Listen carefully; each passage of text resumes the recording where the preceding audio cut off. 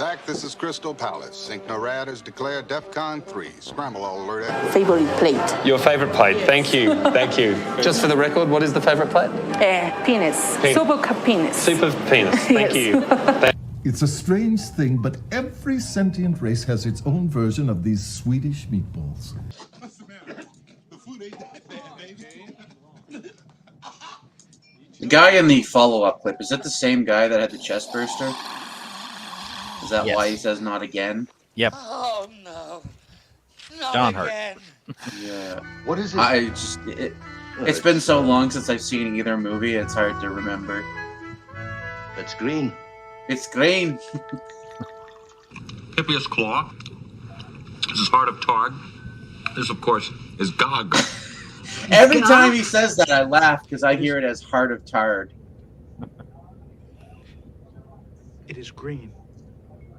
What was it we had for dinner tonight? Well, we had a choice, steak or fish.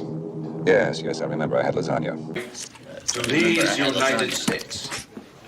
Our two great nations have begun what we... Mrs. Taker once tried to test me. I ate his liver with some fava beans and a nice Chianti. hope will be along. I don't remember reading that. I don't remember reading that.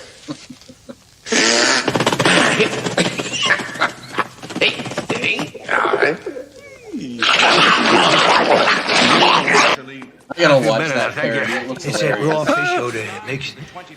Oh, God. You find him. Please. I would love to eat his cookies. With some Food fava, stream, yes. a nice Yes. chilled fresca. It's good. But also Micah. No, thank you. The smell is good. I can smell it. It's fresh. It's very fresh. Take it out of there. No, but it's... What a wonderful view. Jean? Sorbet? Sorbet. I ate some of their brains. Oh. And I tried to cook a little. Chilled a monkey brain.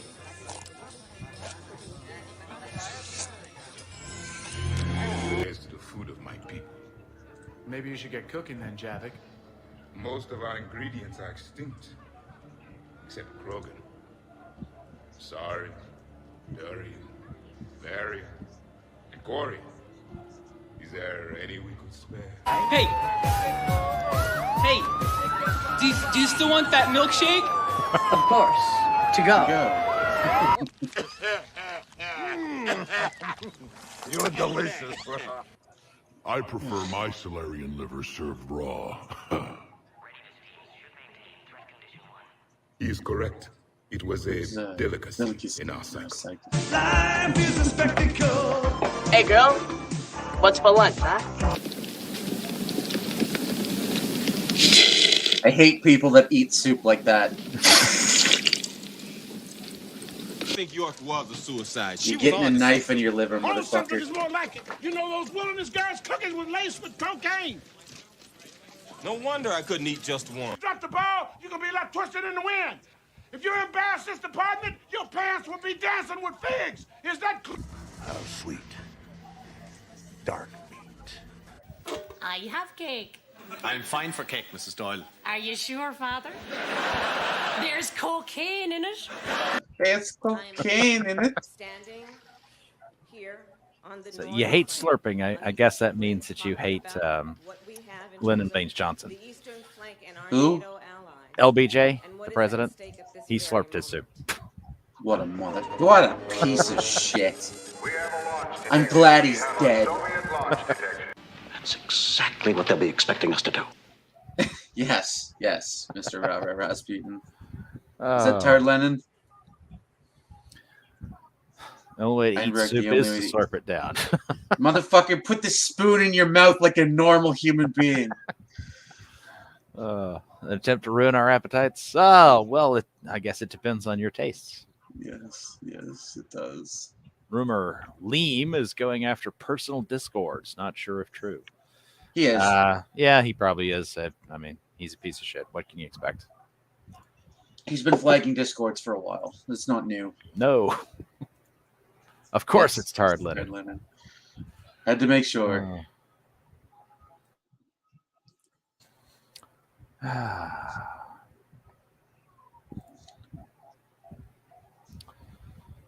27 best meatloaf recipes. I'm not sure if we're getting meatloaf. Has what? It's just these people fucking best meatloaf recipes. No, you want to know what's best for a meatloaf recipe? Well, I mean, Simplicity. what are they gonna say in their fucking article? Of course, they're always gonna say that. Yeah. Just for me, like, I like my meatloaf 3 ways. I like it with cooked. You boil spinach in butter and garlic. Water, butter, and garlic, obviously, because you're putting enough butter to create enough depth to boil garlic is going to kill you. I like my vegetables swimming in butter. Yeah. I love meatloaf. Too bad he's dead. Well, yeah, that's a shame. That's what the angel is there on the thumbnail for. I start saying that I'm gay and that Gay I love testify is when you need. Yeah, fair enough. Yeah, fair enough. Of course, Einbrecht likes 3 ways. I am a degenerate. It is a known fact.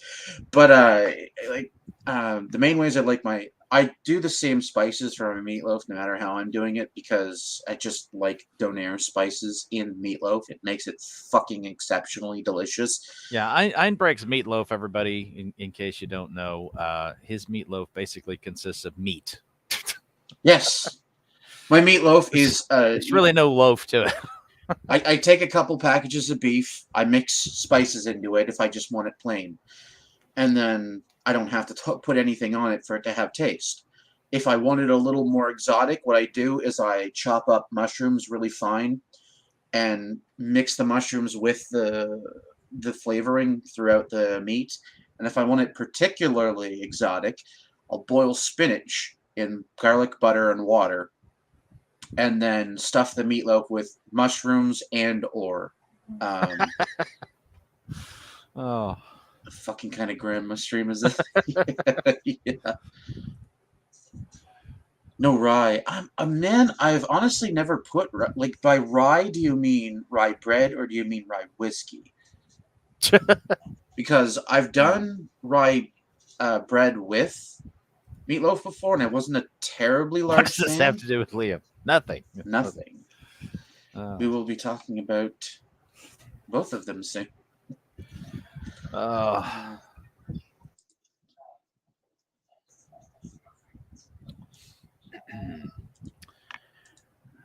Meatloaf has long been a popular American dish, and many consider it a comfort food. I consider all food a comfort food. That might explain why I'm overweight. The meatloaf is versatile as well. Change your everyday meatloaf up with different seasoning or herb blends, or use a combination of meats. Okay. It's easy to sneak veggies into a meatloaf mixture. Just don't tell anybody, especially not Einbrecht, about it.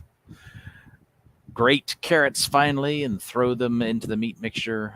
They add both nutrients and slightly sweet flavor to the loaf. Einbrecht doesn't like sweet. Toppings can... I do like sweet, I just don't like too sweet. I don't like it to the point where it's... You take a bite and you go... See, that point is different for other people, though. It's just... I mean, I don't know. Toppings can refresh a plain meatloaf as well. Finish it with a layer of ketchup, chili sauce, or gravy. It's one of the things that, I mean, around here, I think most people agree that they prefer, whiskey, of course. Meatloafers. What is this? Yeah, fucking. I Missing haven't done rye in animated cartoon show. Jeez, I haven't done rye in a meatloaf in a very long time, mainly because I just I try to avoid liquor because of liver issues. First, you take a fistful of veggies and shove it up the loaf. Hello. Good. Hey, Helmet. You make me hungry. Jabba never had a meatloaf. Well, I guess it's because you're not American, I guess. I don't know. Oh, man. Get yourself some good... If you want to do a really premium meatloaf, get yourself some good sausage. You want to use, like, a small amount of sausage because you just want to use enough sausage to change the taste of the beef to a degree. And mix it in with the beef. Like, use a meat grinder to mix it together if you're particularly lazy, or if you don't want to pay for a meat grinder and you're lazy, I guess use a spatula. But mix the sausage and beef together, and then put whatever spices you want in it to change the flavor of the meat, or if you want the meat to taste as is, just leave it alone.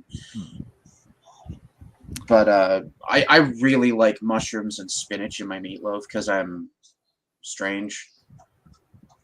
I did not read Three Nights No Plot or whatever, so I can't judge. R.I.P. Meatloaf, yeah. He is missed. Yeah, there's a lot of these guys that really just don't understand how to tell a story. It's unfortunate. Or choose seasoned diced tomatoes, pizza sauce, or marinara sauce. Interesting. Are you looking for a fresh take on your basic meatloaf? Add some of these meatloaf recipes to your list.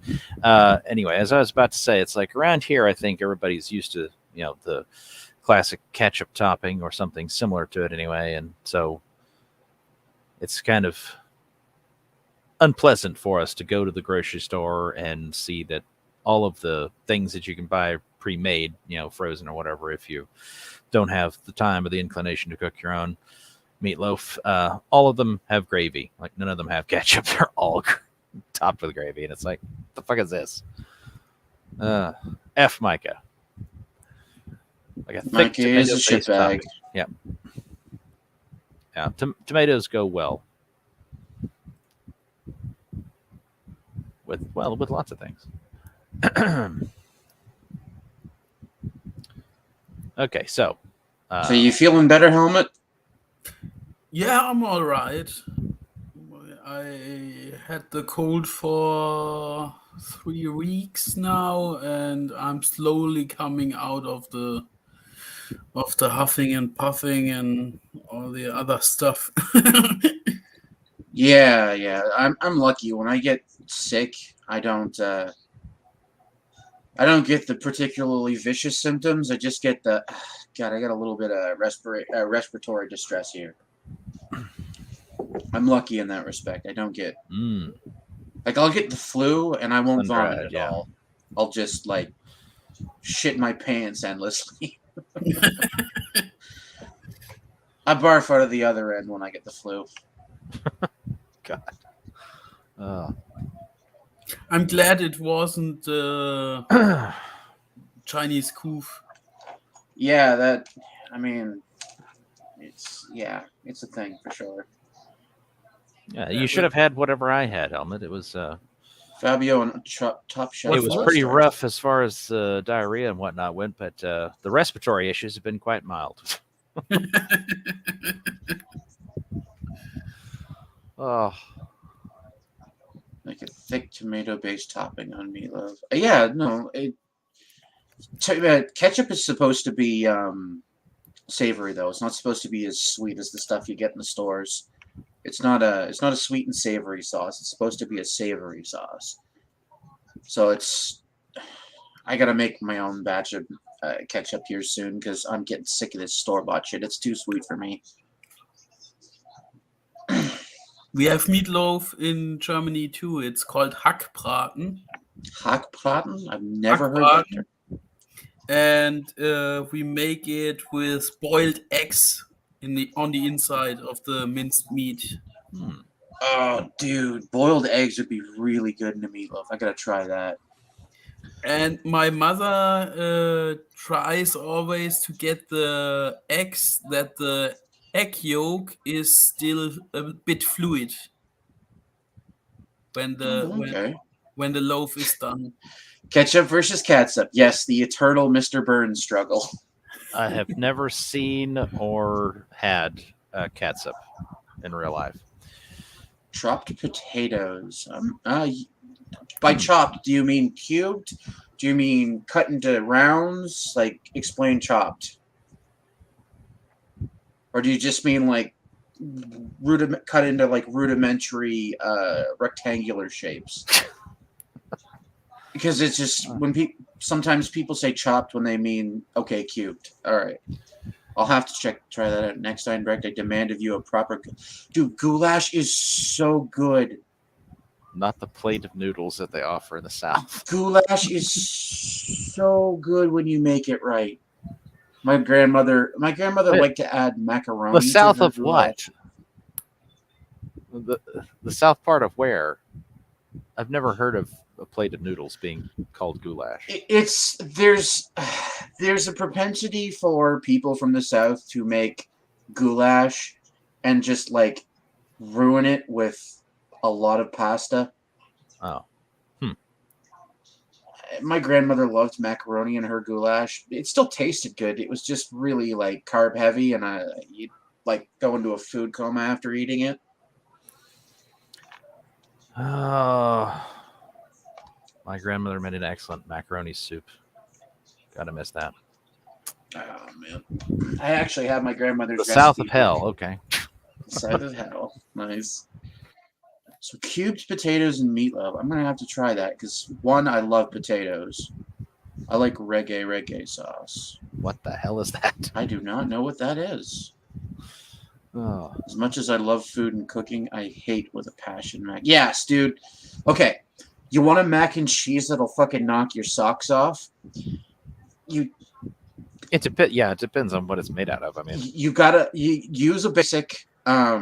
These days they make it with fake cheese, and so it tastes like plastic. Exactly. You got to make it with real cheese, and you got to use a cheese combination that you like.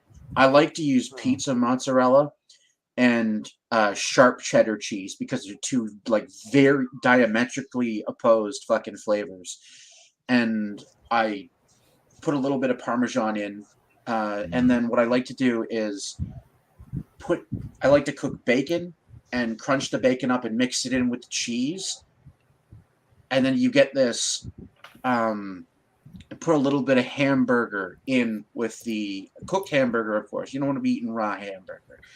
In with the cooked noodles and mix the thing all together and then top it with the bacon and cheese mix and put it in the oven for about like 5-10 minutes so the cheese melts all over everything. It's a mac and cheese you will not hate. It's delicious. I have never heard of this. Bourbon mac and cheese, slow cooked with black olives. That sounds like it could be good.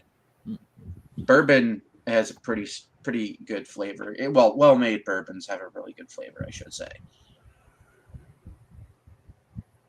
Mac and cheese is totally unpopular here in Germany.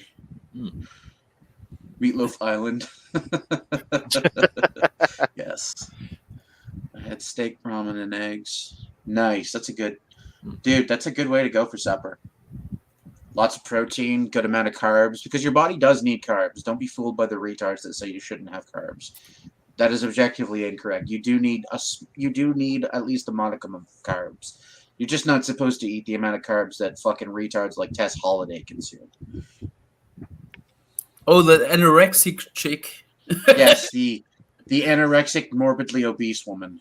Oh, God. I can never forget that she said she beat anorexia, or she struggles with anorexia, and I'm just like, no, motherfucker, you beat it. You beat it and then continue to beat the corpse. That's a good question. Scalloped potatoes topped with bacon bits and chives. Yes, dude, absolutely. Scalloped potatoes with fucking yes. Fuck you! I love carbs. Carbs are good, man. I'm a carb lover myself, so. I love them, but yeah. How does this affect Liam, Mr. Yanafui? Everything affects Liam. Breathing. He'll figure out. Yeah, he'll figure out some way to be affected by meatloaf. I tried keto for 2 weeks and almost died. No energy. Yeah, see, this is the problem. This is what a lot of people don't realize. You do need carbs for the average person. Can't just throw off carbs. You can't just eat meat. You need carbs or something else to replace carbs for energy, to to keep your body going. That's why Coconut oil. if you do it wrong, if you do the keto diet wrong, like you don't eat love carbs onions at too. all, you can actually put yourself into ketoacidosis, which will kill you. So don't. Some people obviously can manage it better than others. I mean, Reggae sauce. there- Put some oils on your food. I gotta look this up. there now. are people who eat like nothing but meat. I mean, nothing. Reggae sauce. Deep fried pickle. Reggae sauce is a barbecue those are pretty sauce good. that incorporates Jamaican jerk spice, popularized by creator Levi Roots' appearance in BBC Two's Dragon Den. I'm not sure that I've ever had that. Sounds delicious, actually. I like the. I'm gonna check that out. Reggae sauce. This is preventative from being. Yes. Do you guys love gorgonzola? What's that? It's a type Gorgonzola of cheese, cheese. but I've Oh, never had it. gorgonzola. Sorry, I misunderstood the. Yes, gorgonzola is fucking tasty. I'm more of a Havarti man, though. I really love Havarti, especially Havarti that has spicy peppers in it. Oh my god, Havarti with spicy peppers is so good. I have a simple meal I cook for myself with gorgonzola cheese. It's basically shredded chicken with spicy gorgonzola and the normal one, and heavy cream, and a little bit of Worcester sauce and green Tabasco. Nothing more. That sounds good. I eat it with French fries or baked potatoes. Oh, that'd be good on baked potatoes for sure. I mean, obviously French fries too, because they're just potatoes cooked a different way. As gay as it sounds, I like the sauce in, and you have that rich cheese flavor from the gorgonzola, and even the chicken takes the flavor of the gorgonzola cheese, and it's a very rich meal, wholesome. I mean, I haven't made a quiche in years, John Castle, but I imagine quiche and meatloaf would be good together. Heard Liam challenge Meatloaf to an Aussie-style fight. I think no one told him he's already dead. Liam prefers his opponents dead, then he can claim he won. Mr. Yanafui, are you in JDA's Discord server? No, he despises JDA, and I can't remember why, but he doesn't like him. Are you on Discord someplace so that I can contact you? He is. I can give you his, if he's okay with it, I can give you his information. Okay.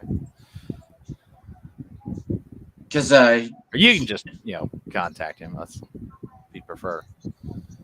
Chili con if he ever has the free time, I really would love to have Liam's face on Hitler's face. If you're gonna make chili con carne or chili con carne queso, you cannot use canned anything. You've got to do it all. Yeah.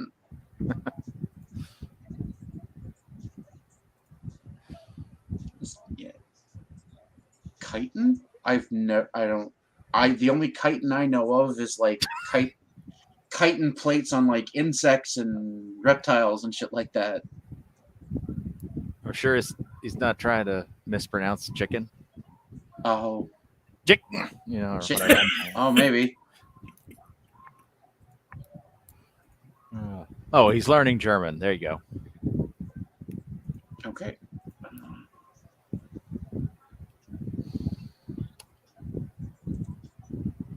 All right, he's Canned chili or Velveeta. Yeah, Velveeta is. It's made out of vegetable oil, isn't it? That's what gives it that plastic taste. Is Velveeta that cream cheese?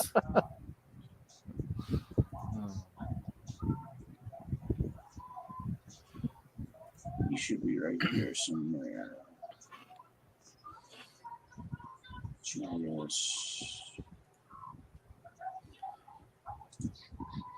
Piccolo was the only black guy in Dragon Ball Z. Okay. That's off topic. All right. May wait to watch the stream later when it gets EFAP'd. Oh, really?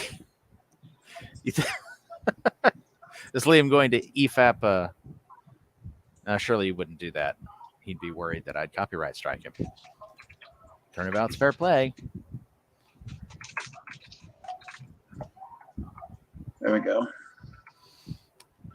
Odyssey Vizio sent me down the lean rabbit hole at work. Oh yeah, dude. That's it's one of those things. Is it the one we just did yesterday? Probably. Because that video was gold mine. I mean, there's so much shit in that. Well, yeah, it's why I don't like to skip through his videos, generally speaking, because he will say some retarded shit. Yep.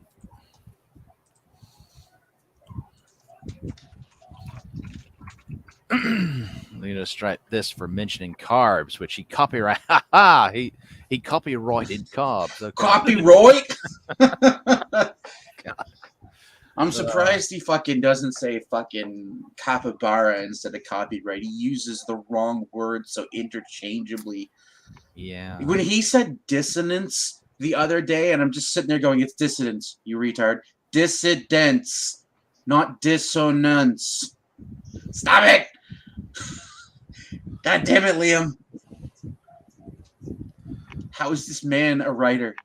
I am watching IRL streamers dance in an RV like idiots, and I am praying for Leatherface to turn out." Oh my god, that would be incredible, my man. That would be incredible. It didn't work. Okay, so get through this list of 27. Number 1 is Cajun style meatloaf.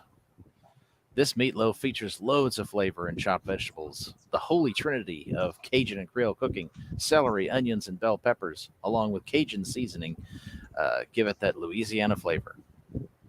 So, are we in favor of that recipe? I hate bell peppers. Oh, that's terrible. Why? Can't stand them, and my stomach neither. Really? Yeah. Huh.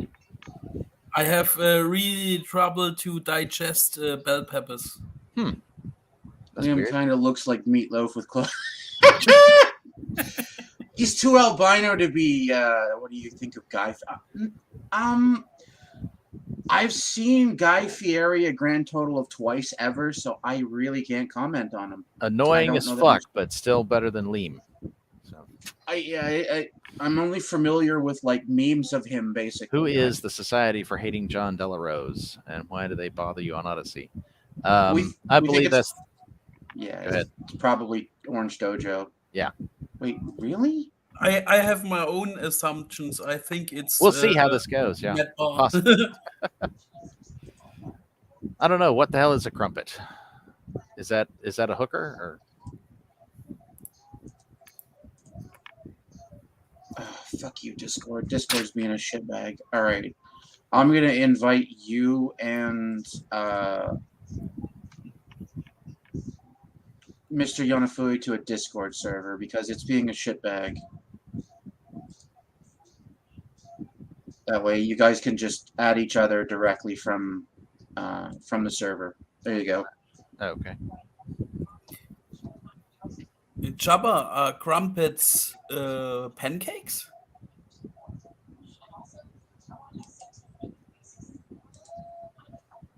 Crumpets are sort of pancakes. It's like a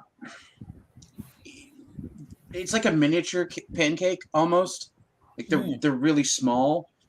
You usually make at least here in Canada, you usually make a crumpet from a similar batter that you would make a tea biscuit.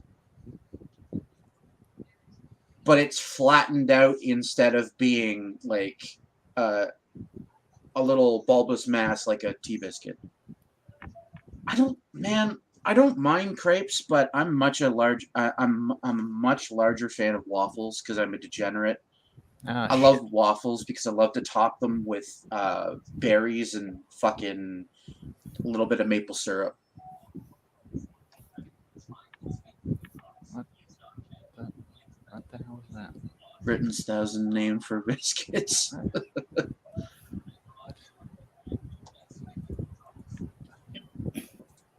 Yeah, my grandmother loved that stuff, though.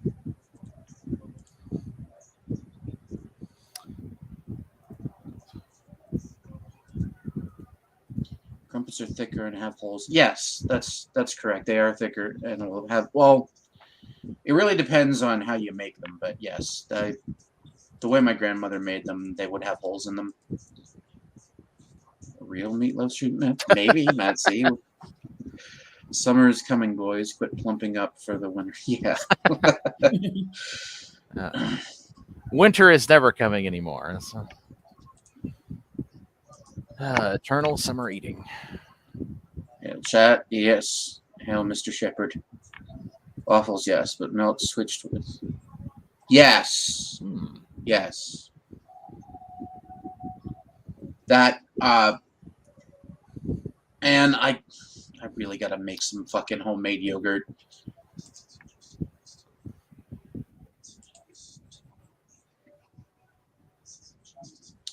The whole soak up the butter or whatever you want on it. Yeah. Well, it's the same way with it's the same. It's one of the reasons why I like waffles, because they're not flat like pancakes. So the toppings stay on the waffle.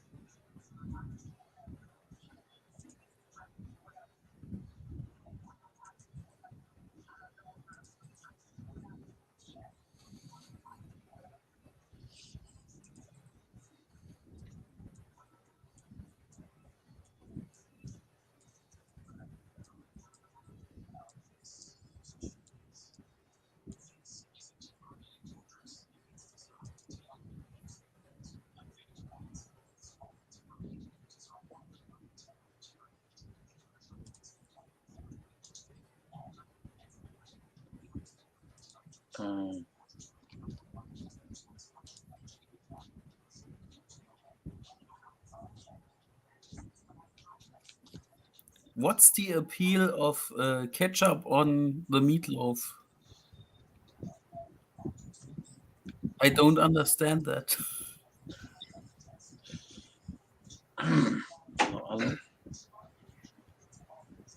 Was somebody talking? Oh yeah. Sorry, something was going off in my ear. I couldn't hear anybody.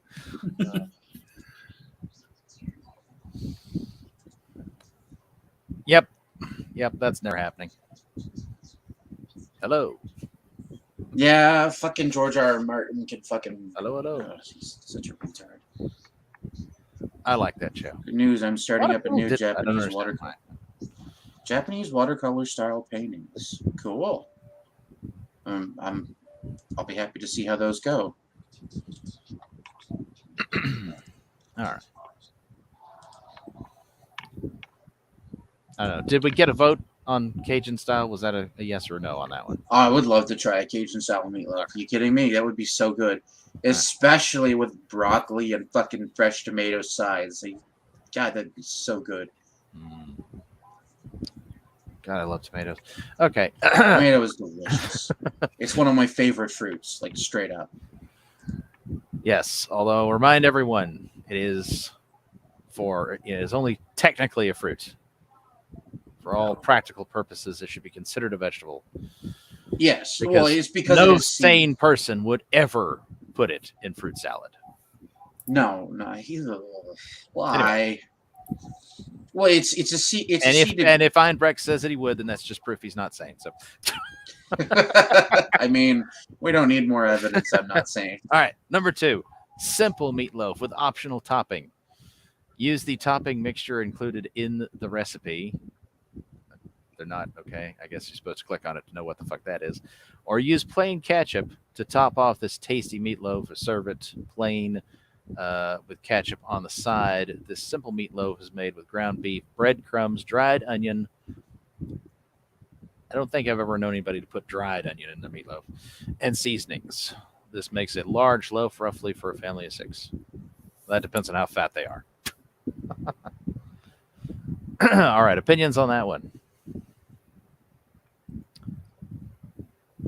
John Castle does not like Brussels sprouts. You don't like ma petite choux? I hate the smell. My little cabbage? I like Brussels sprouts.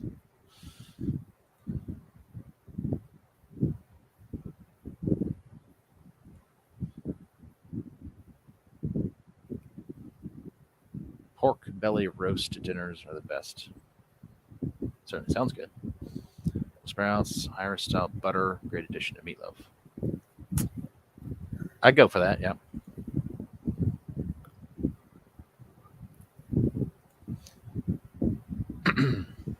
Okay, what is...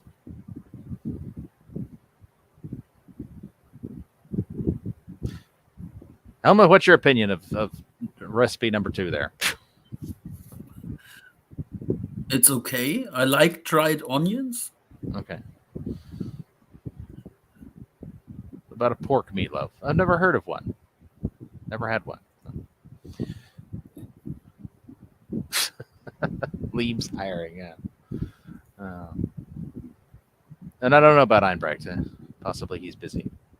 Seems to have muted himself. Number 3, bacon wrapped meatloaf.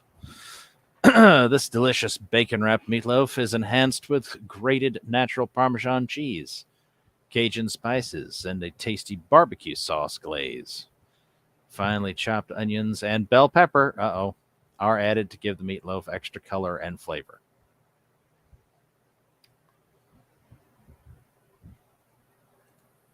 So, what do we say about that one? I like it. I think the bacon wrap does prevent the meatloaf to go dry and contain the juice. Fuck working for Liam. I'd rather hang myself.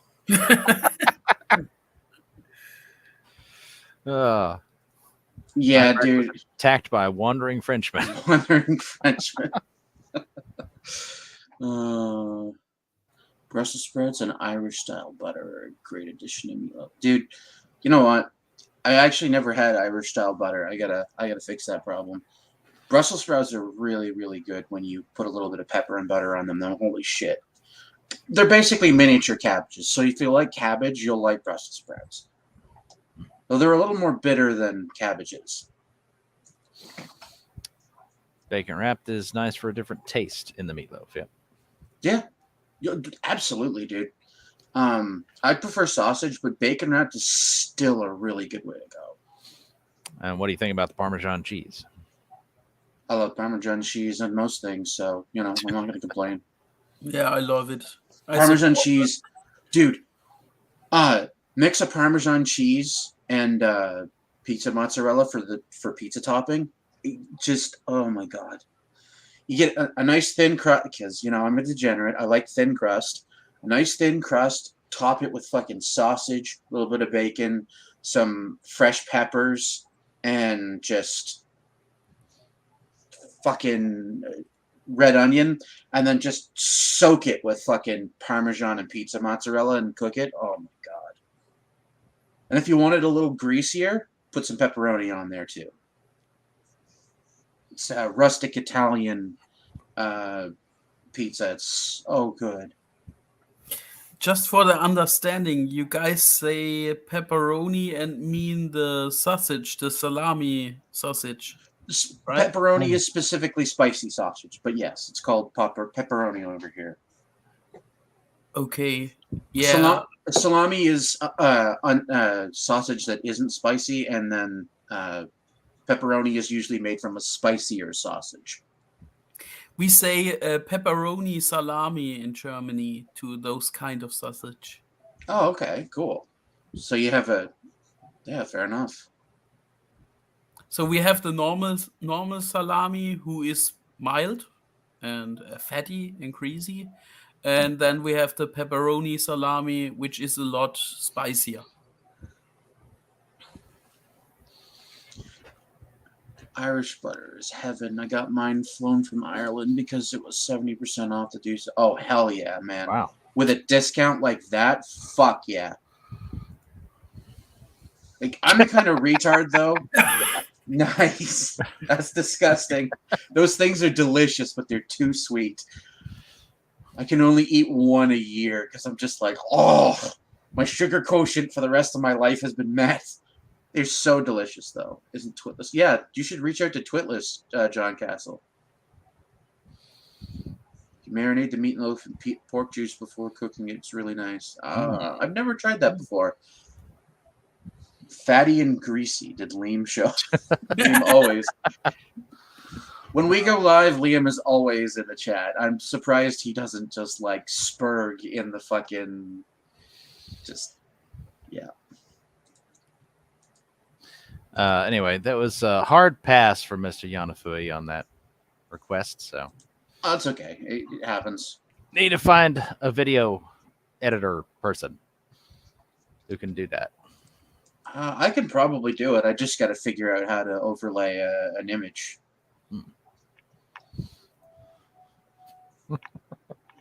Hi, YouTube, and fuck you, Lee. Yes.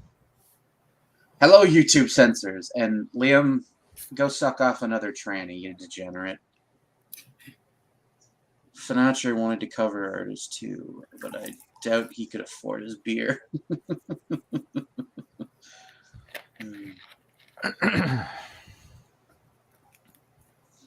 Yeah, never do work for people with the promise of payment.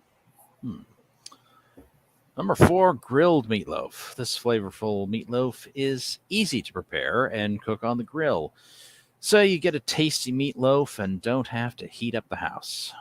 Whether you use a gas or charcoal grill, try to keep the grill temperature steady at a medium heat of 350 Fahrenheit. If your grill has a thermostat, use a heavy-duty disposable aluminum pan or a double-thickness heavy-duty foil. It doesn't really say much about their recipe. It's just telling you how to cook it. Although the look of that is remarkably similar to what my father's mother used to do with her meatloaf. She would form it into a loaf like that on a cookie sheet covered in tinfoil, actually 2 small loaves, and then bake them. She didn't use bread pieces. She used crackers. But...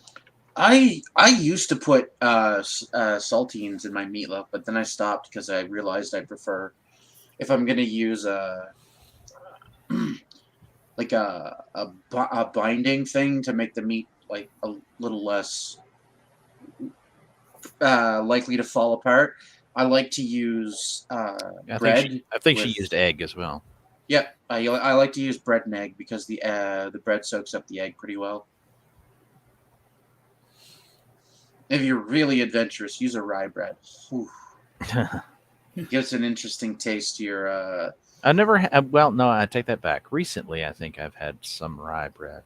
I like marbled rye the most, though. But dark rye is good. Light rye is good. I like marbled rye the most. I've seen, but I don't know that I've tried rye beer. Meatloaf Muffins. Okay, that's different. Easy to make basic meatloaf mixture along with ketchup flavor for topping. Okay, these are not recipe. Well, I mean, I guess they are recipes, but they're sort of like, this is not like different ingredients. This is just like, make them in different shapes and shit. Meatloaf with gravy.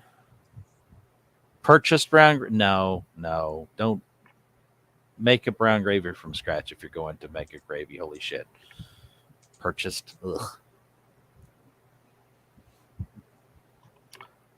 Tex-Mex meatloaf.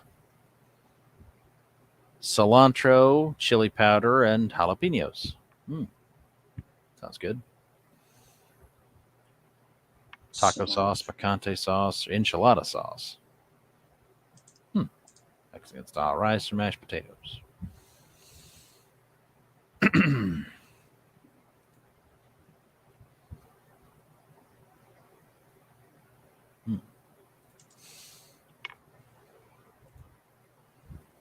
Rye beer is winter treat. Well, maybe next winter I'll have to treat myself. Okay, do we have an opinion on any of those that we just looked at? I like all fucking I don't think I'd do the muffins because it doesn't look particularly. I don't think I'd bother with that. It's just too much work for individual servings. I'd rather just carve a piece off the meatloaf. It takes far less time. I remember one time in junior high, I don't remember, some kind of class function or whatever, I got this friend of the family to make these amazing meatballs that she made. It made a whole bunch of them for the entire class, and I guess they didn't look attractive enough, so nobody was willing to eat them. It's like, what the fuck is the matter with you people? You'll eat all this store-bought crap that somebody else brought, but, you know, the good homemade shit is like, nope, not touching that.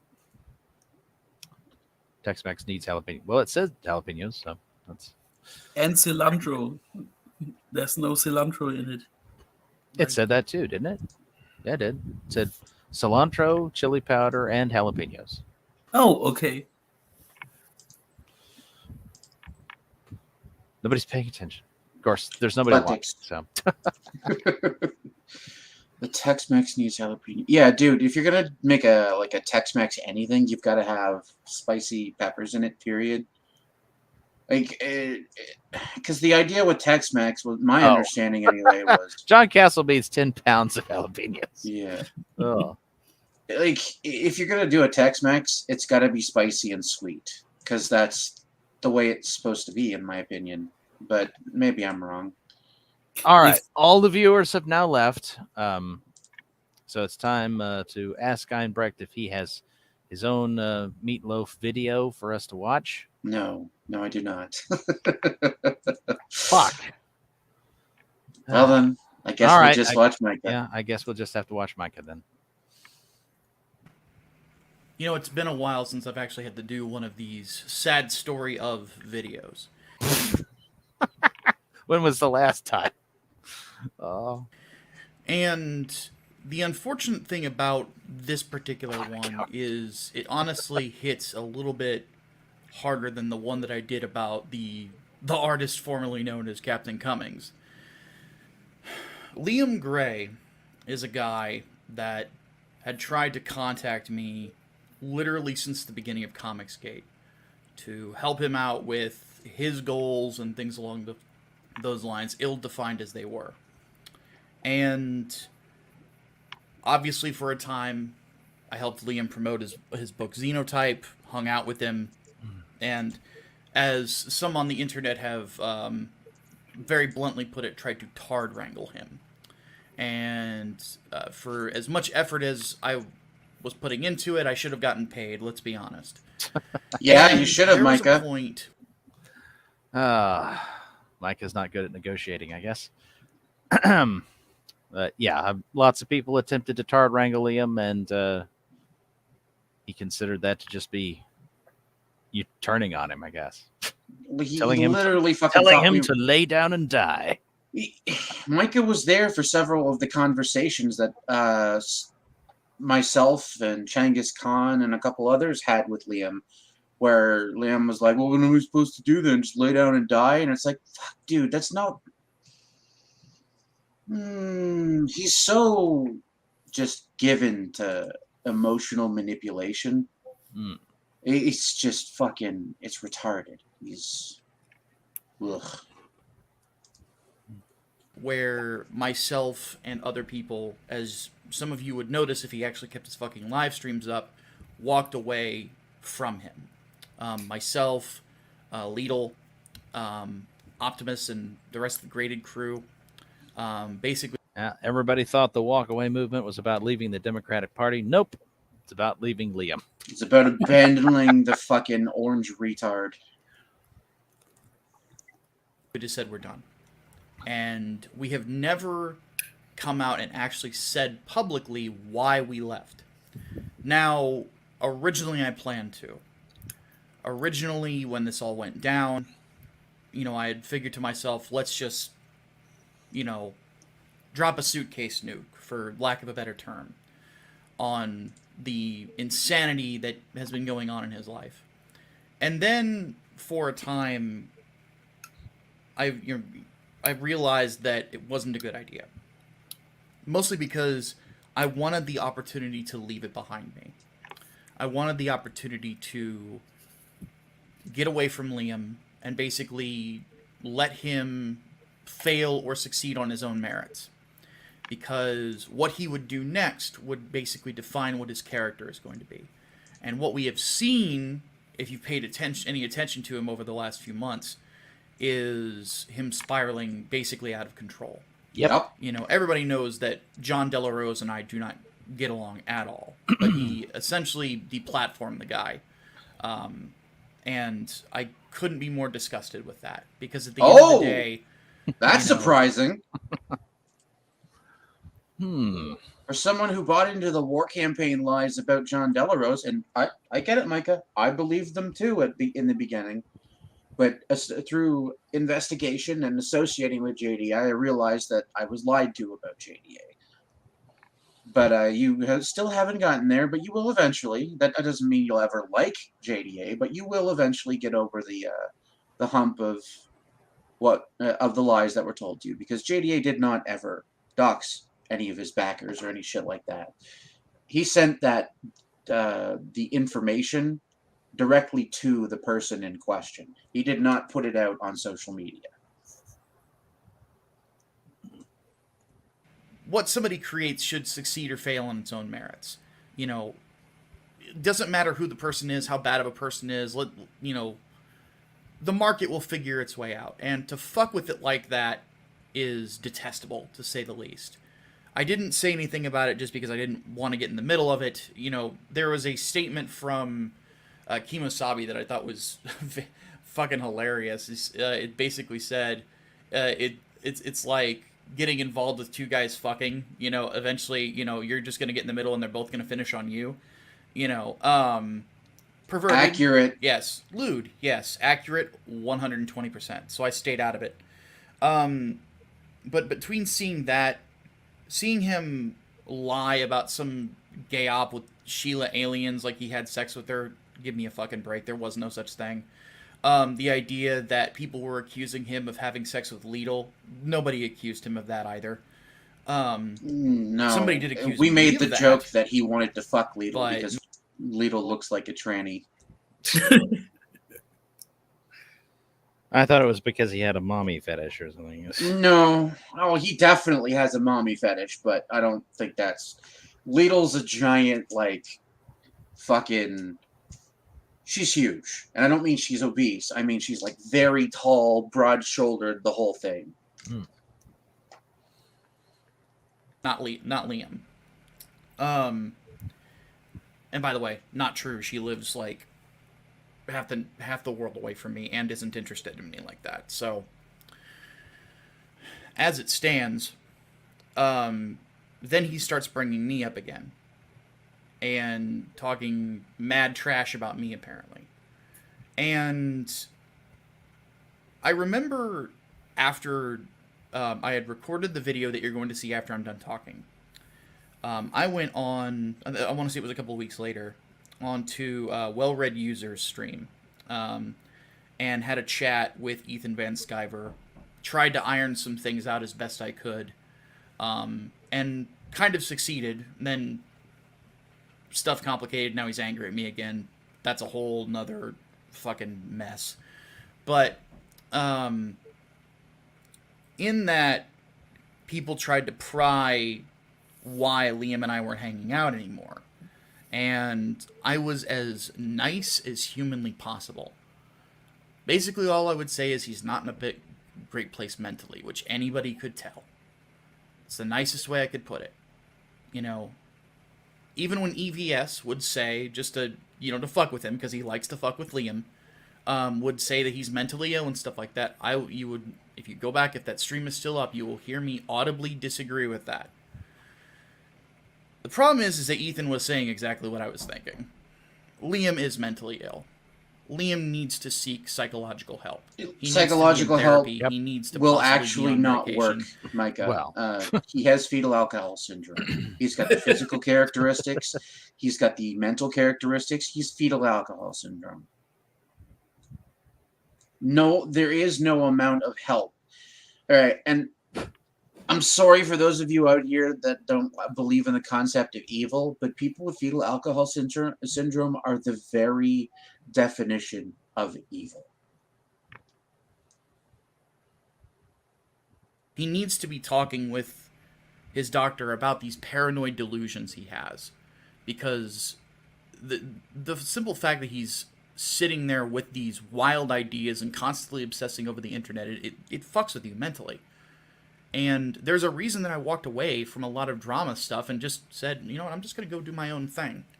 You know, I'm still going to be a Comicsgate guy, always have been, always will be, but I'm not going to engage in a lot of this fighting because we're not really going anywhere with it.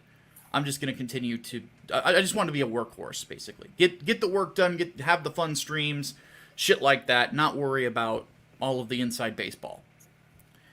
And, you know, for the longest time it's worked, and now he's bringing me up again, and the kibosh just needs to be put on this. So, what you're going to see is the reason why I walked away, why Optimus walked away, why Lidl walked away, why several other people walked away from Liam. I don't know what the results of this are going to be whenever, you know, people see what is said. I imagine some people are going to, you know, stream about it and what have you. This is going to be the last thing I say about Liam Gray, because there is nothing left to say at this point. We've seen the type of person that he really is. He wanted to be a good Christian man when he and I first met. He wanted to be a better person. He wanted to not be spiteful and, you know, be able to just make his comics and so on and so forth, but he could not keep his head straight. And not only could he not keep his head straight, he wouldn't listen to the people who were trying to help him out with that. So I don't know how many of the lies I get into in this video that you're going to see afterwards, because this was recorded almost a year ago. But I will confirm the following.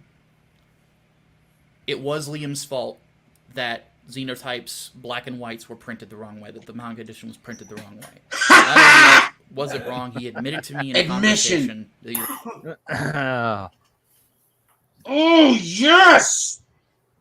Vindicated! Sorry. That's me pounding my desk in, like,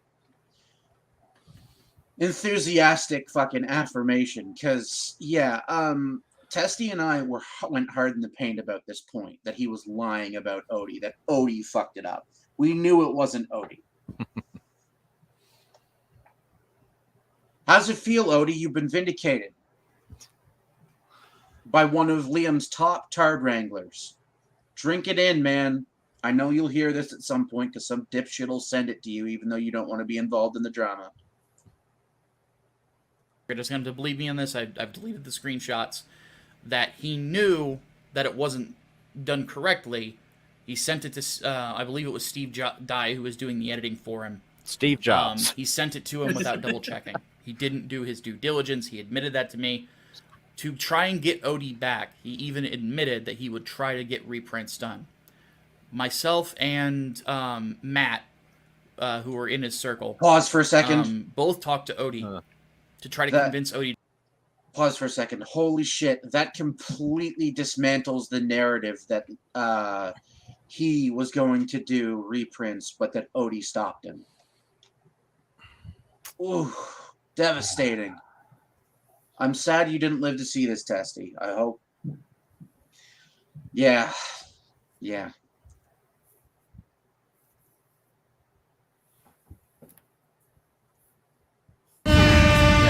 Gold and silver version, so the manga version and the graphic novel in color.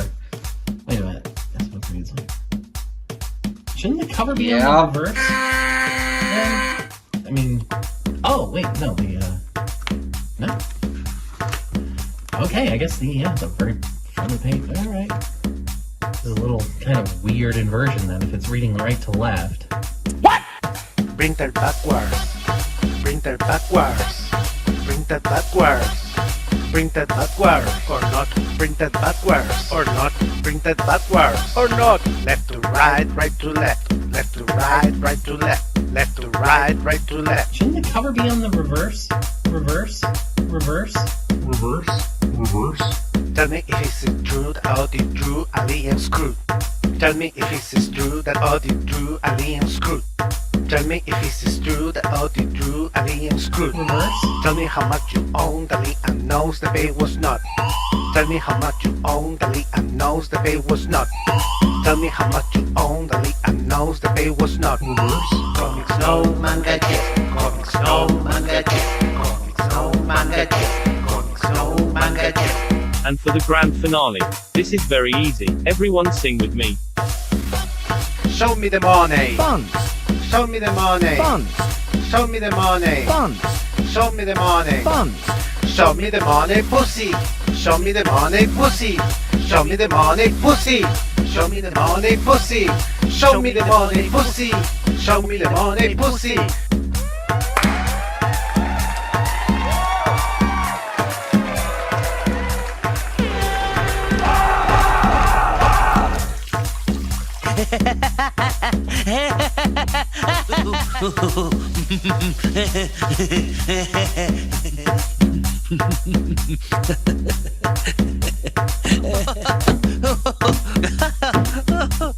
This is awful.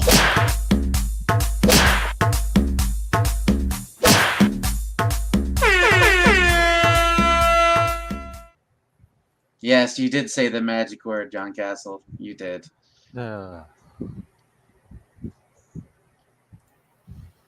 Only we don't jerk off in movie theaters here. That's what he got put on the registry for, by the way. He jerked off during an X-rated movie. Yes, yes. Although, I mean, if you're going to do it, it's like that's the kind of movie you do it in. So Yes, it is. It is.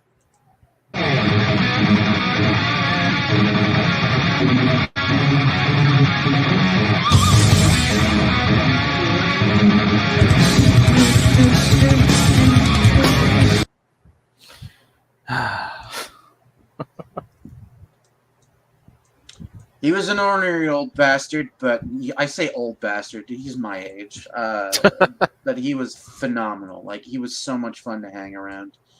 And people are just...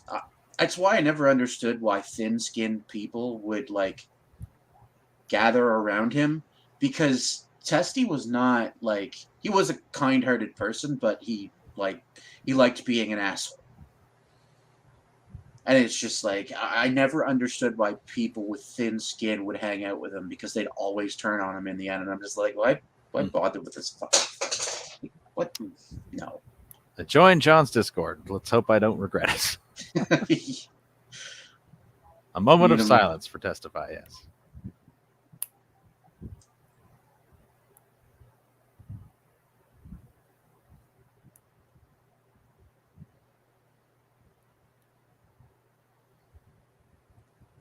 Come back and said Liam is willing to shell out money to get these reprinted, which honestly Liam should have done anyway, but he now will not admit that he's wrong.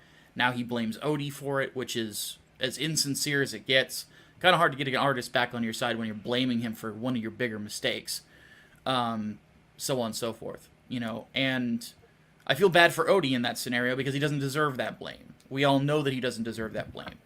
Odie could have handled the situation better on his end as well, but he's not completely to blame, or really at all to blame, for Liam not double-checking to make sure that the print was good. Which, by the way, you're supposed to do. Whether you get a digital print copy or you get a physical print copy, you need to check it before you tell the publisher to publish it, or the printer to print it, rather. And as the publisher, sorry, getting my words tangled up there, as the publisher, he should have known better. And he did know better. He had people around him who had already published books. And not just me. Vinny was there too, and other people. He knew he had people to ask, and this is a common thing with him. He had people around him to help him, that wanted to help him. Wouldn't let us help him. And that is inevitably how this all ended up. That's exactly it. I have a feeling I'm probably going to get some flack for finally putting this video out, but I'm done with playing along with the lies. I'm done with it. It needs to be out there. It needs to be done. This needs to be the end. All those times you ran interference for him, Micah, you're a shitbag. I'm glad you're finally coming out and saying the truth, but you knew he was lying about Odie. You knew he was lying about what Testy was saying about him. You knew he was lying about me, about Sauce, about all these other people who were in that who were previously in his circle. And you just can, until it became inconvenient for you finally came out. Like, fuck you for that. I'm glad, again, I say it, I'm glad you're finally coming out and saying the truth, but you're a shitbag for not doing it the second you knew he was lying.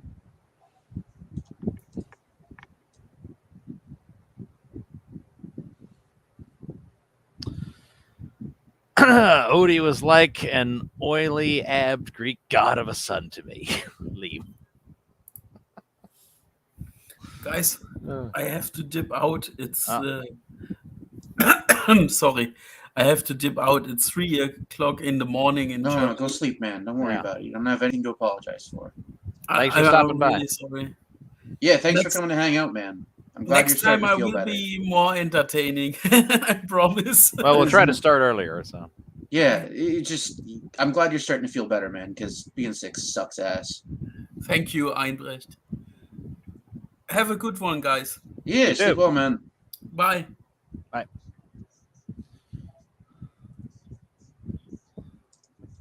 Yes, donkey shit. Yes, thank you, Helen. Our eternal vigilant, the man pursuing the true crimes. I'm trying to think if there's any other big lies that he's tried to drop before. Oh, when he said that he fired Lidl because she wasn't good enough, Lidl quit. Yep. And then he tried to convince her to come back. She tried to work with him. He wouldn't drop bullshit about me and other people. He wouldn't let it go. And she's like, all right, if you're not going to let this go, you know, these people I'm still friendly with, like, why, you know, I don't want to work with you. So that's also something that's completely untrue on his part. So, and there are other lies that have been out there. Another thing you'll notice is that he never produces screenshots of anything, likely because he probably doesn't keep them. And a lot of the things that he told me, it was one of those things where he was, you know, he's my friend, so you listen, you try to sympathize, and then you try to help them get past things that are going on. But I never saw any evidence that Nasser mocked the death of his dog. He never showed me.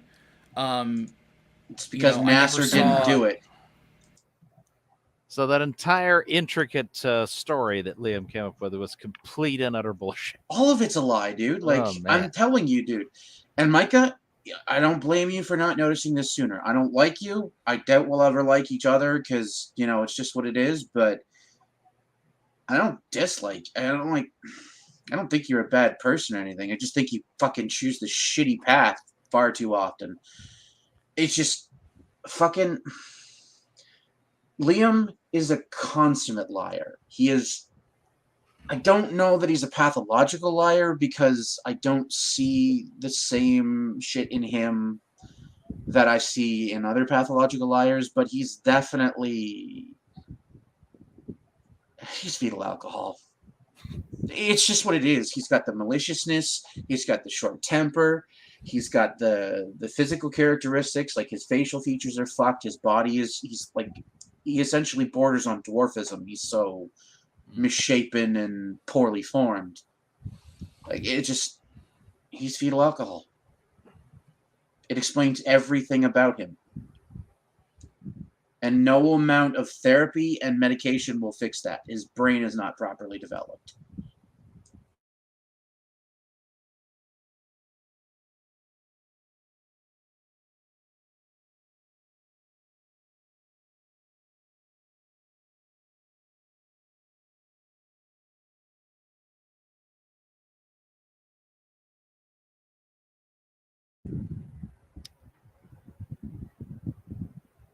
Anything like that. I saw some of the crazy... Well, actually, another thing he'll say is that people made, you know, fake pornography of him. And some of the people that he said did it, I wouldn't expect them to be good people or to not do things like that, but without any evidence, I can't say whether they did or not. You know, a lot of these things just were pretty outlandish, and I've seen creepy and crazy shit on the internet. I mean, I'll live through the meme war, for God's sake. But at the same time, I've never seen any evidence that it happened to him, so I can't verify any of it. So he might be full of shit.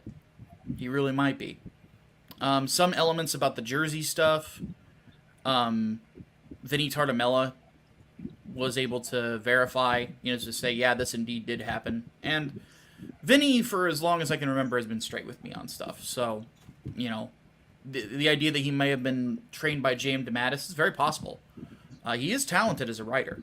So, No, and he's not. that's the saddest part about all of this before I get into me ranting and raving for It's also not possible because he's been asked about that and he said no clue who the fuck Liam is. So for an hour is Liam is a guy with talent. Liam is a guy who has good ideas, honestly.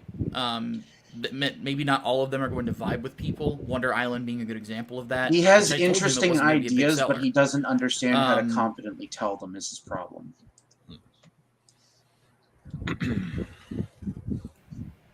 But the problem is he can't get out of his own way. He can't get out of his own head. He's got a ton of problems that come from having a rough life.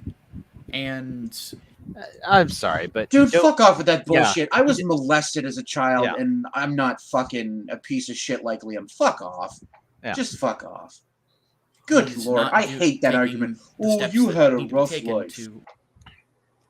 Yeah.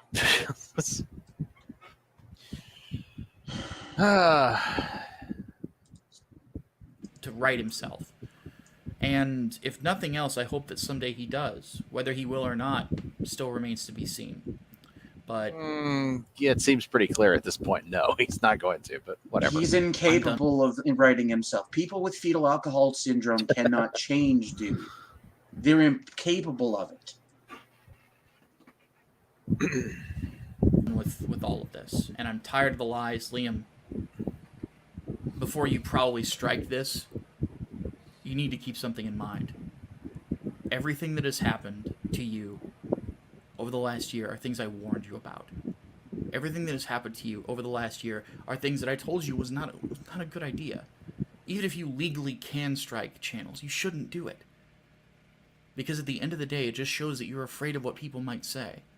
And that's the biggest problem. What you are is not this orange tyrant. You're a scared little koala. Yep. Sitting in the corner, and you can't get over the fact that some people in the world just aren't going to like you. And your inability to do that has driven people who legitimately loved you and cared about you away from you. And if you don't right the ship, inevitably Dude, straight up, it took me months to finally turn on Liam.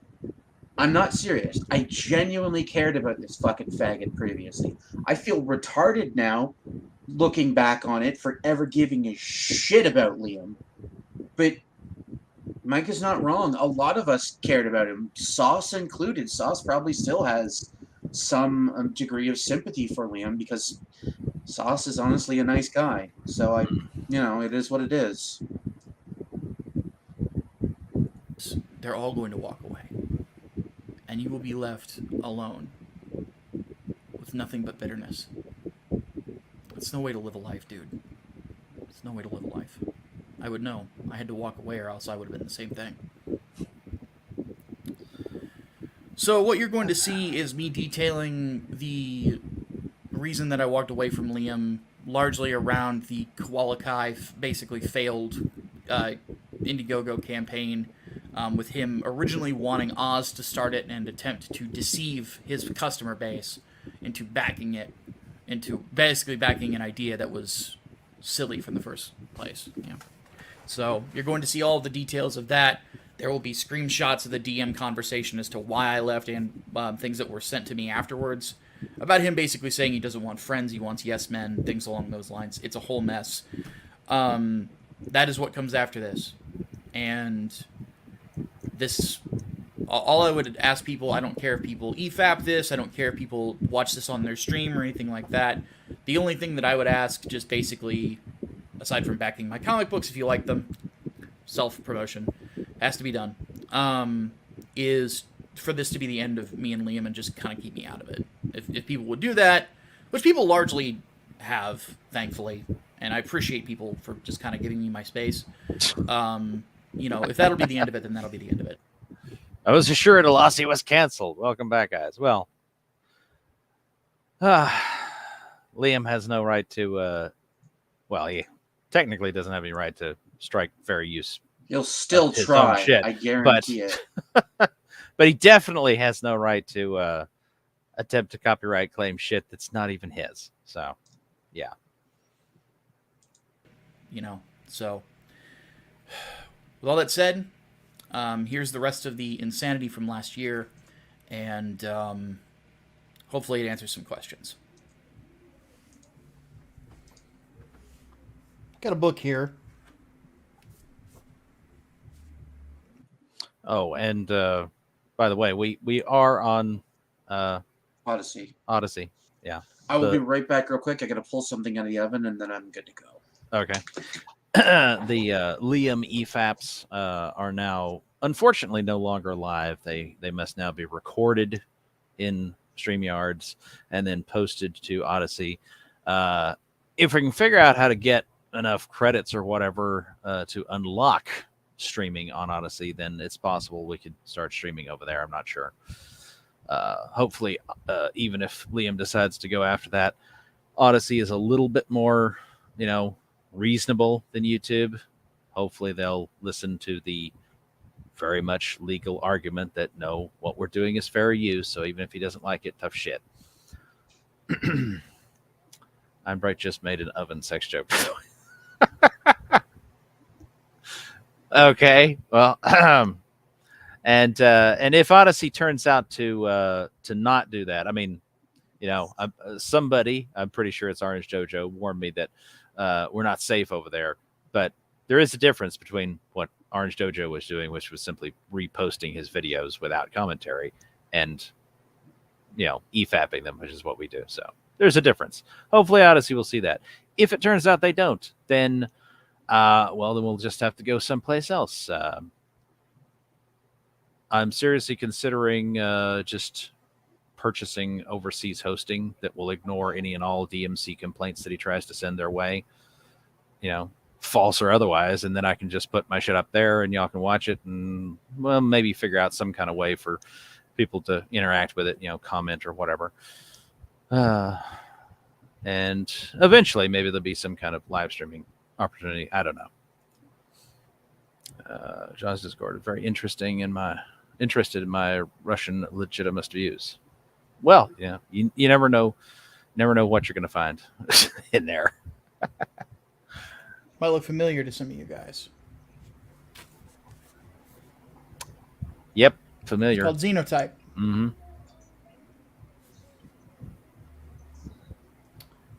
I promoted the hell out of this book.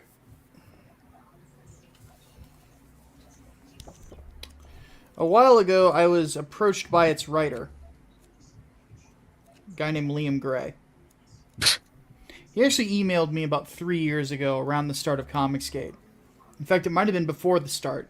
It might have been around the time that I had published the video that, gave me even some semblance of whatever name I have. Talking about social justice in comic books.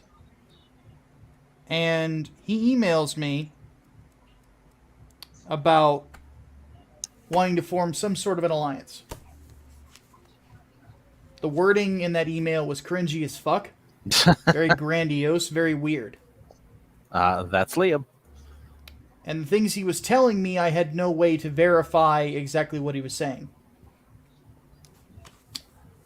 That's also Liam. Replied to him once, asked him if there was any way he could verify what he was telling me. Something that would prove what he was saying was true. And he had nothing. Very much Liam. Nothing he could show.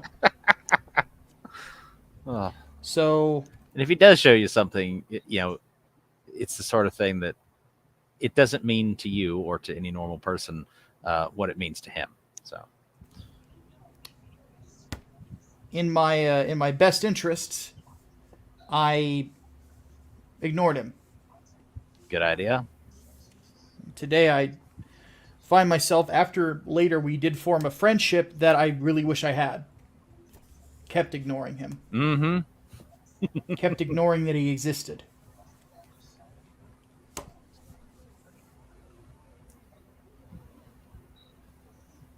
Because when I look at this book right now, I hold it here, shit hurts.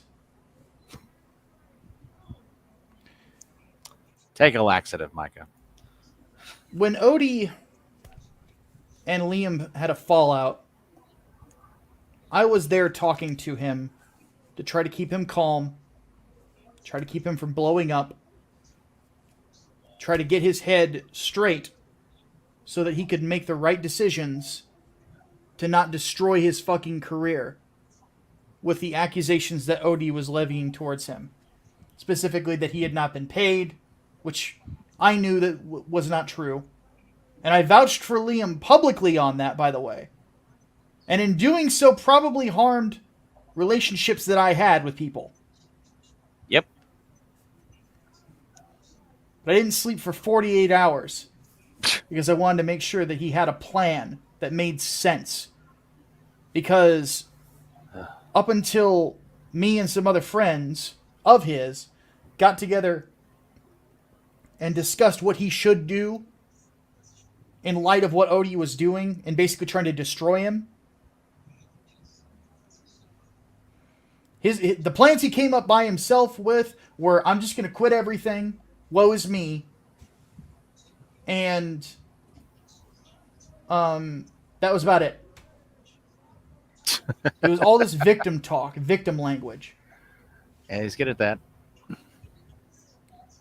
And what we ended up getting was the video that Matt Tobor edited for him and that he calmly narrated while showing the receipts. I want you guys to understand something. It took 48 hours for me and other people around him to talk him down out of doing something stupid, like basically committing seppuku on his own career because some little Greek shit was lying about him and trying to torch him.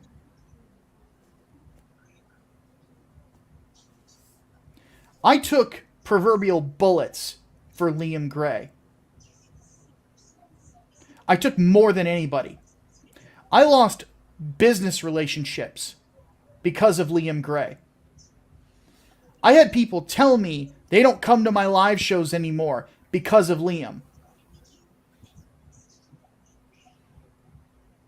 Isn't it funny that it's, that Liam's chat is talking to him and saying things like, it's crab bucket mentality, trying to pull everyone down with them. It's like, Liam's the one pulling people down with him. I did what I could to defend him. I did what I could to try to help him navigate the insanity of the internet and to keep him from becoming a meme.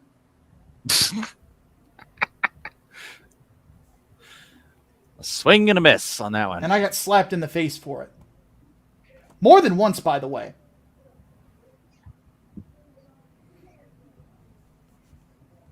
More than once he would do stupid shit. Constantly. There's a nickname for the Spurgy version of Liam Gray, and it's Leem, L-E-E-M. Among many other terms, yes. It's taken from what some people who dislike him call him. The basic idea between me and some friends that are mutual is that there is Liam, the guy who wrote this, that is a thoughtful guy, takes way too much,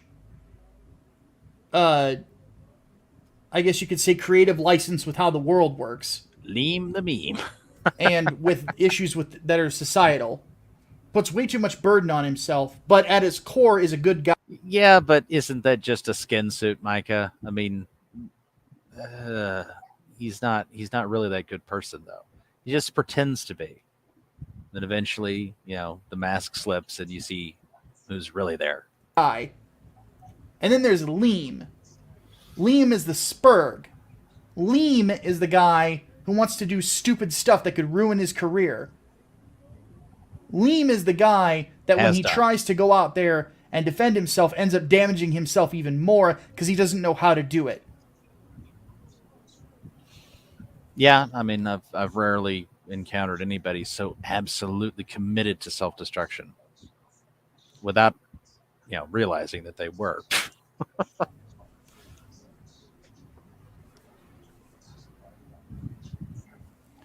His lack of willingness to be smart about business is why I'm doing this video today. I thought about chucking this across the room, but John Jay, the colorist on this book, at least as of right now, is still my buddy. Remember when Ray said she thought Micah was hot? Oh, God. Don't remind me of that, please. I think is easily led person. Glad he's gotten away from Liam. Yeah. All right, terribly sorry about that.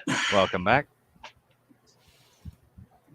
And I'm not going to disrespect his work like that, because he did an awesome job on that. And I want to work with him in the future. A lot. If at all possible. Because he's a good dude. And he's another guy that has tried to stop Liam from doing dumb shit constantly. Yeah. We all did, Micah. Yeah. Has Scotsman, he's still in with Liam, isn't he? I have no idea.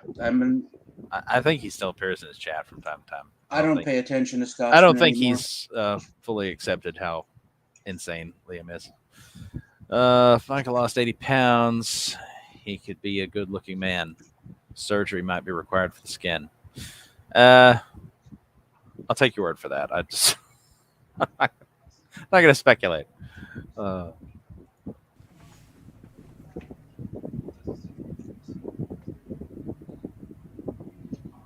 You don't stare longingly into the fucking camera. It's weird. What the hell? This is apparently a separate video because he did his little intro and then he skipped this. I don't know if this is something that he just recorded or I guess it is. But it seems like this part that we're looking at now is something that he kind of just, hit record and decided after he was done he wasn't going to edit it, I guess. I don't know. Probably. Skin graft, that bastard. Einbrecht, stare into Micah's eyes. No, I don't want to. Even I'm not gay enough for that.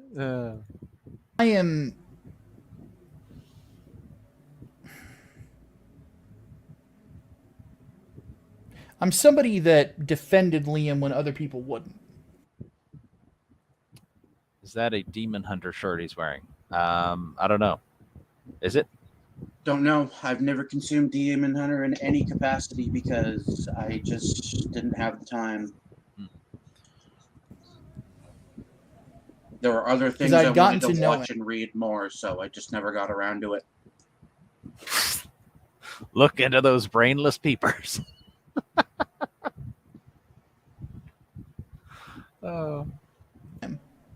When other people wouldn't.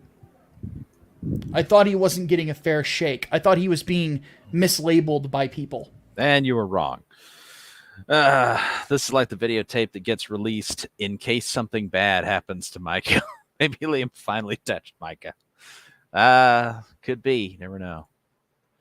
We should all be worried about that, I guess, especially if you actually backed him at some point and he has access to your docs. Because he's given us all warning. The borders are open. He can come to the U.S. now. He can come to my house if he likes, but they'll never find the body if he does. Just saying.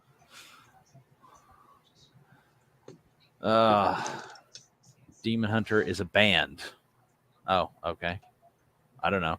Oh, I'm familiar with the band. Wander the edge of Christian and metal, much like the band Skillet. Yeah. More edgy and drama. Okay. I'm familiar with Skillet. I'm not familiar with Hunter. I remember Demon Hunter. Can't remember the name of the song my friend would play over and over and over again, but he liked them a lot.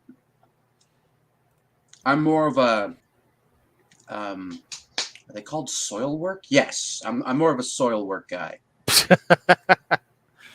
Einbrecht eats his victims. I can neither confirm or deny.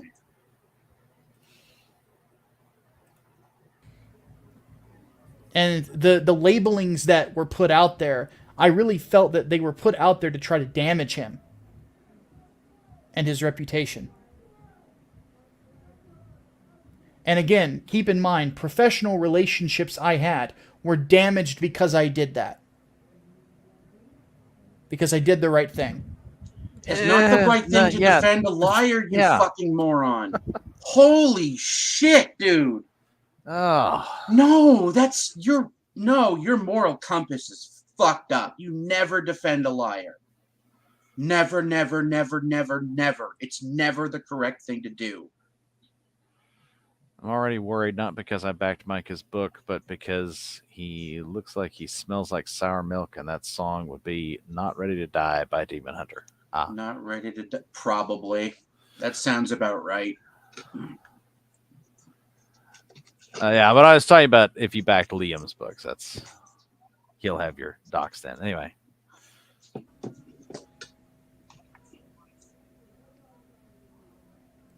And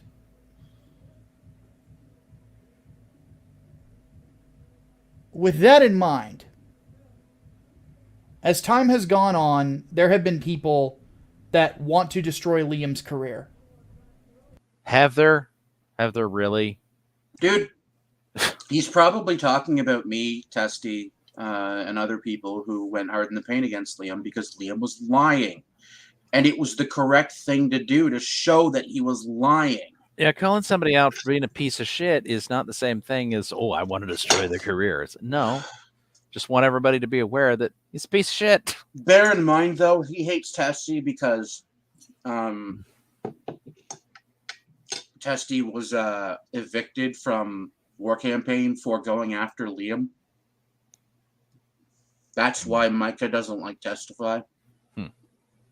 Both Liam and Micah have War Campaign in their ear. And this is, again, not a dig at War Campaign. I still like a couple of the guys from there. I'm not interested in fighting with them. It's just a factual statement. And they believed the lies about Testy. Liam deserved what he fucking got. Micah, I think Testy just didn't like Micah because he saw him defending a liar, and Testy doesn't like liars. Or Testy didn't like liars, I should say. Do you see the workout list on his computer? Nasser Rabadi appears to be doing good work with his weight loss. An inspiration to all creators. Yeah, and there's a bunch of guys. I guess I need to become a creator so that maybe he'll inspire me too. There's a bunch of creators in CG who are doing the work and losing the weight. It's important.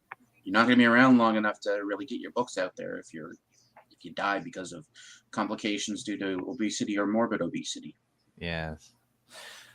Just to stick to pooping on each other's porches. You know what? You're not wrong, Tard Lennon. Because of people at the top like Pan and Moss being essentially low-functioning sociopaths, I don't know much about Roe. I like Gat, but I think Gat is easily manipulated due to how loyal he is to the guys in War Campaign. And it's not a dig again. I honestly like Gat, and I'm sure I'll get crucified for saying that, but whatever. Your statement there about him does seem accurate to what little I just I feel the guys, specifically Pan and Moss, Man of Sex, whatever you want to call them, they're not great people. They're not at all.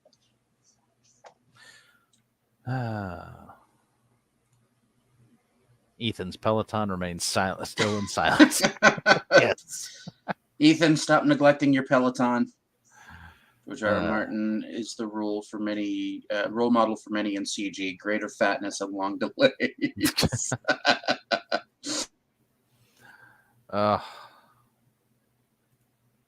They want him to spurg out and become another meme, because if he does that, then they can come onto YouTube and make memes out of him and make him out to be a giant joke. No. He has made himself a giant joke, Micah. You need to understand the cause and effect thing here.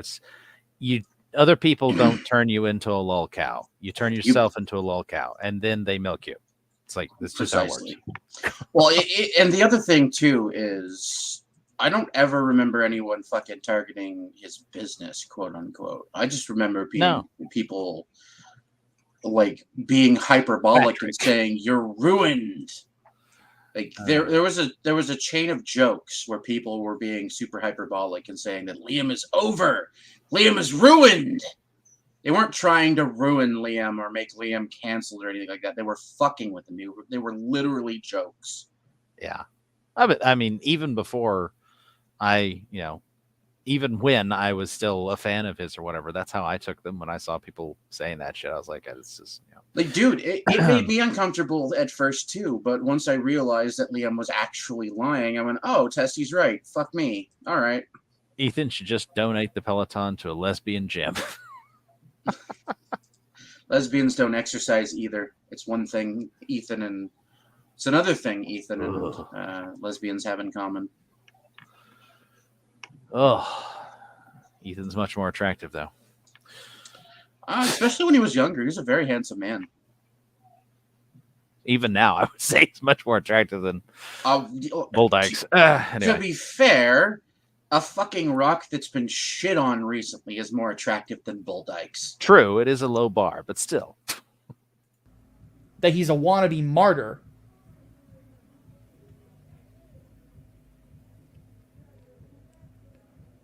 And then they've got material for their shows. They've got their next Preston Poulter.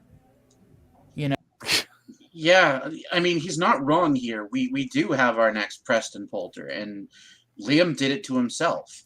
And you know what's funny about this whole thing? I really didn't like the whole, going at Liam hard in the paint thing at first, because it bothered me, because I thought Liam was above board. I honestly believed that he wasn't a bad person. And then, as time went on, and I discovered that Liam was, in fact, a terrible human being and a shitty writer besides that, Liam's an okay idea guy. His ideas are actually pretty interesting, but his writing is terrible. Ethan and lesbians have one thing in common. They both eat pie. Yes. Now, that means they have three things in common. They like women, they eat pie, and they don't exercise. I don't think I could bet Ethan. Well, I should hope not. He's married. Yes.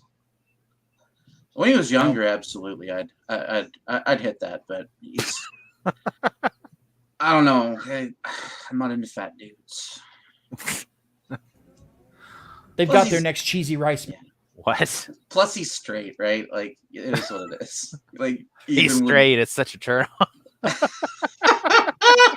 Well, no, I just mean, like, Ethan wouldn't be interested, period. Yes. So there'd be no point in trying.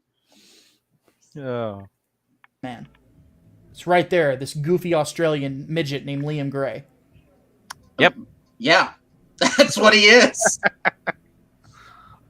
It's a shame, too. Liam could honestly... I knew that...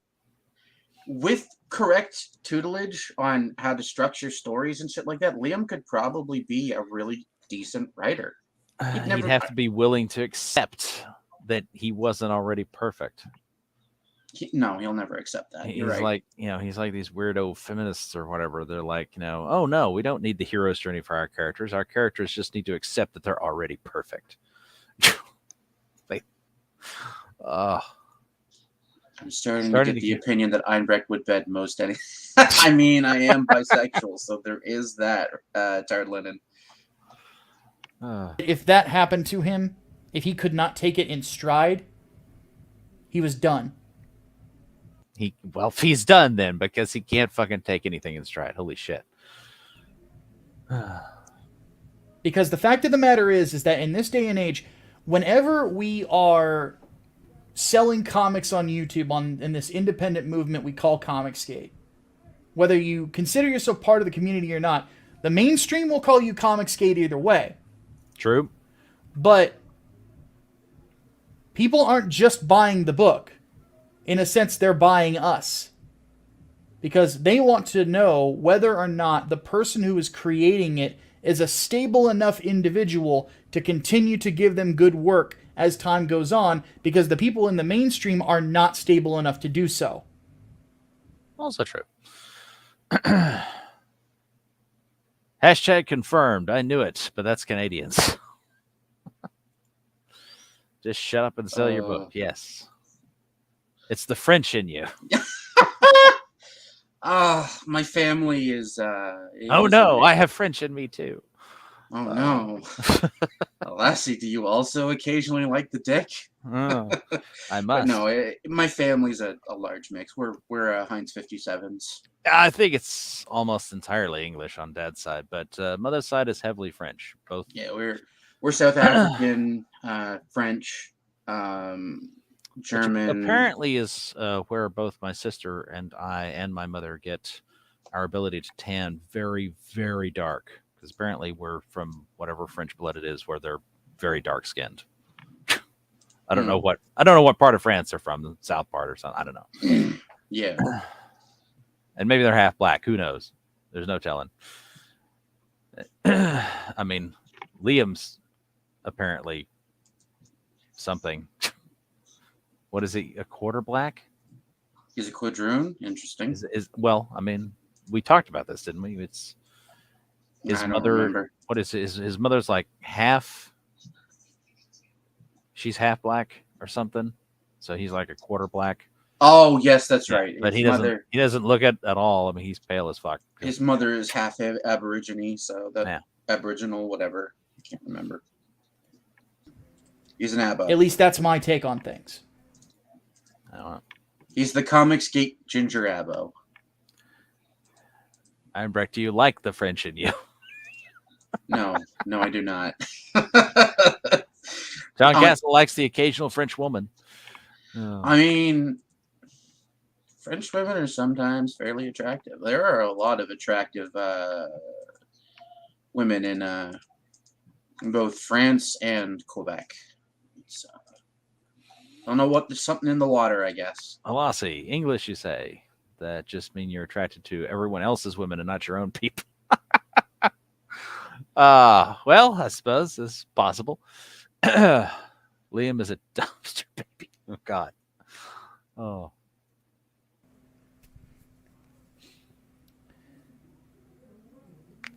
As time has gone on, every single time that there is a live stream about Liam, he spite watches it, even though he shouldn't. Aha! There we go. Oh, all those hours. Wasn't for nothing. We had at least one viewer. Until a point came that I said, you need to stop watching these streams because they want you to watch them and they want you to get mad. Actually, we don't give a shit. But does that mean he actually listened to you, Micah? He stopped watching? Oh. Him getting mad is just gravy on the fries. Yeah, I mean, it's a nice extra, I guess, but not we really necessary. don't care. I'd be happy enough if he, like we would still do the same thing if he had no idea that we existed and he never reacted to anything we ever said. Exactly, because it's funny. He's just funny the way that just the way he reacts to life. It's ridiculous. And they want you to feel like shit. No, I don't care. I mean, once upon a time, I wanted him to be happy. Now, I don't fucking care. It's like, if he's miserable, whatever. And you are giving them exactly what they want. You should get away from those sorts of things. We know. Hi, YouTube, and fuck you long time, Liam. And live a happy life as a creator, as a writer. And he should tell great stories that make people Never happy. The superhero soap opera he talks about so much. If he was able to do that, yeah. Yeah, his first book is completely unsuccessful. It's a mess. The men of the English and the people sailed from their isles, fleeing English food, English weather, and most of all English women. Well, gotta be some strong motivation to get out there and conquer the whole fucking world. Holy fuck, these bitches. Takes some effort. Instead, he will spite watch them. And then, out of nowhere... Told you he spite watches. I told you. I told you. Oh my god, that's funny as hell. I've been saying it the entire time. Okay.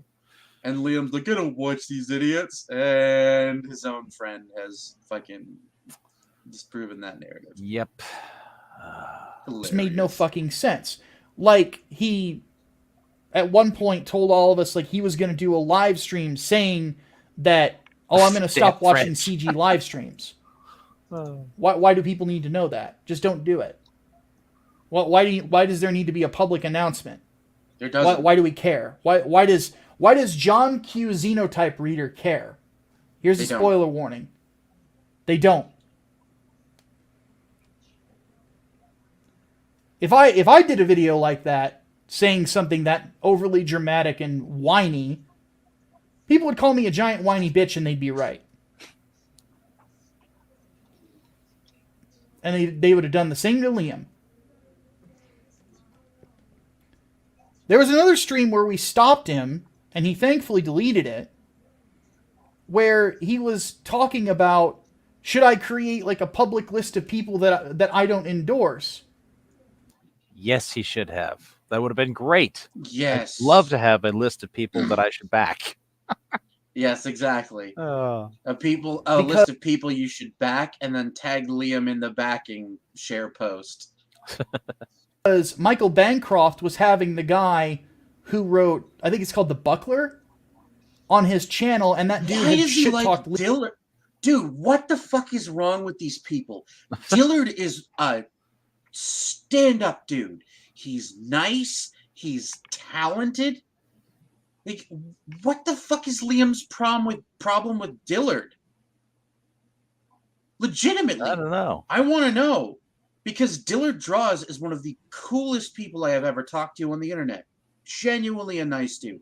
Genuinely very clever. Fun to hang out with and shoot the shit with. Make jokes with. Because he's just a good dude. Oh, God. I cannot imagine disliking Dillard Draws. Oh boy. Let's see this tweet that JDA shared. It's a quote, I listen to Putin constantly using the N-word. That's the N-word, unquote. Former President Trump told Fox Business host Stuart Varney before clarifying that he meant the nuclear word. Oh, God. Oh. Liam before. And the fact of the matter is, that's Bancroft's show. He can have anybody on it he fucking wants to. The problem might be, John Castle, that we may be correct in our guess that Liam has a humiliation fetish. So he may actually be getting off on the idea of taking everybody in CG to court and losing. Could be that he's going to enjoy that more than he should. Don't know. Yeah. At this point, I'm pretty sure Liam is just an impulsive retard, but a humiliation fetish is also possible. Dillard is a Bancroft-like character. Yes, that's correct. If I'm right as a permanent co-host now, you have to make it more Canadian around here. Poutine, Timmy's, and burning down the White House.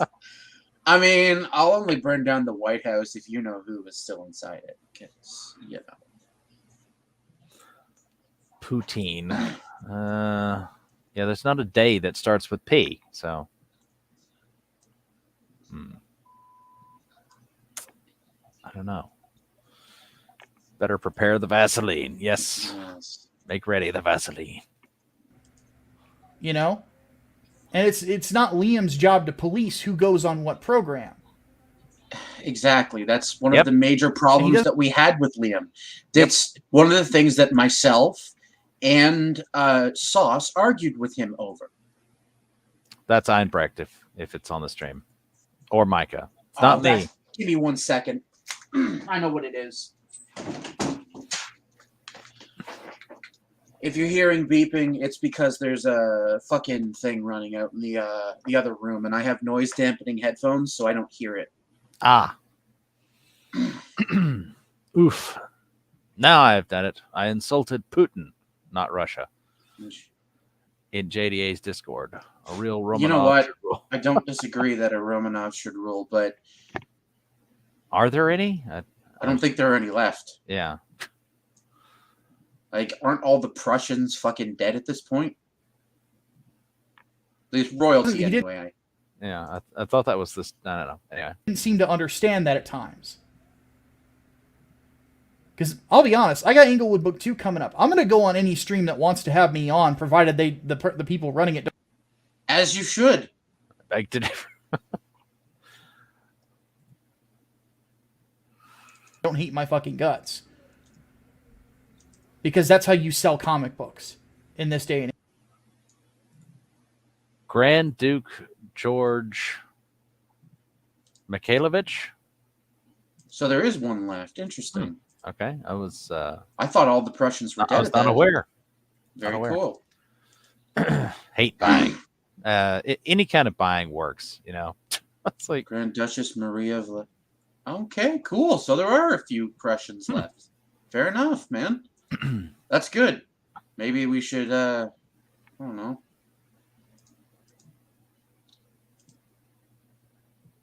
Age.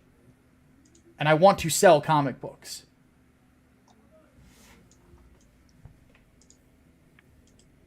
I mean, that's the business you stepped into. But that so cringy shit is stupid. He would have these conversations. He would try to have live streams about them when he had a group full of friends where he could just say, "Hey, can I talk to you guys about something? If not now, then at some point. I got something on my mind. I can't get it out of my head.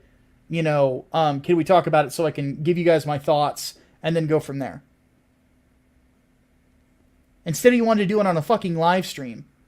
Why? Like, what's the fucking point? I remember one time he actually did something like that, and I was there, and, like, I was like, you know, I gave my opinion, but I questioned why we were doing it live, if I remember right. And it was over the whole fan advocacy weirdo. You know, and then Scotsman comes in, ever the voice of reason, and I mean that with all seriousness because he usually is. Says this doesn't need to be public. This doesn't need to be a public conversation. I think Matt said the same thing too. I mean, you're not wrong. Because it didn't. You know, the audience doesn't need to know that shit. Just talk to your friends about it. That's it. It's not hard. Like, these are, like, talking to your friends about, to help solve problems is normal human behavior. It's not hard to figure out.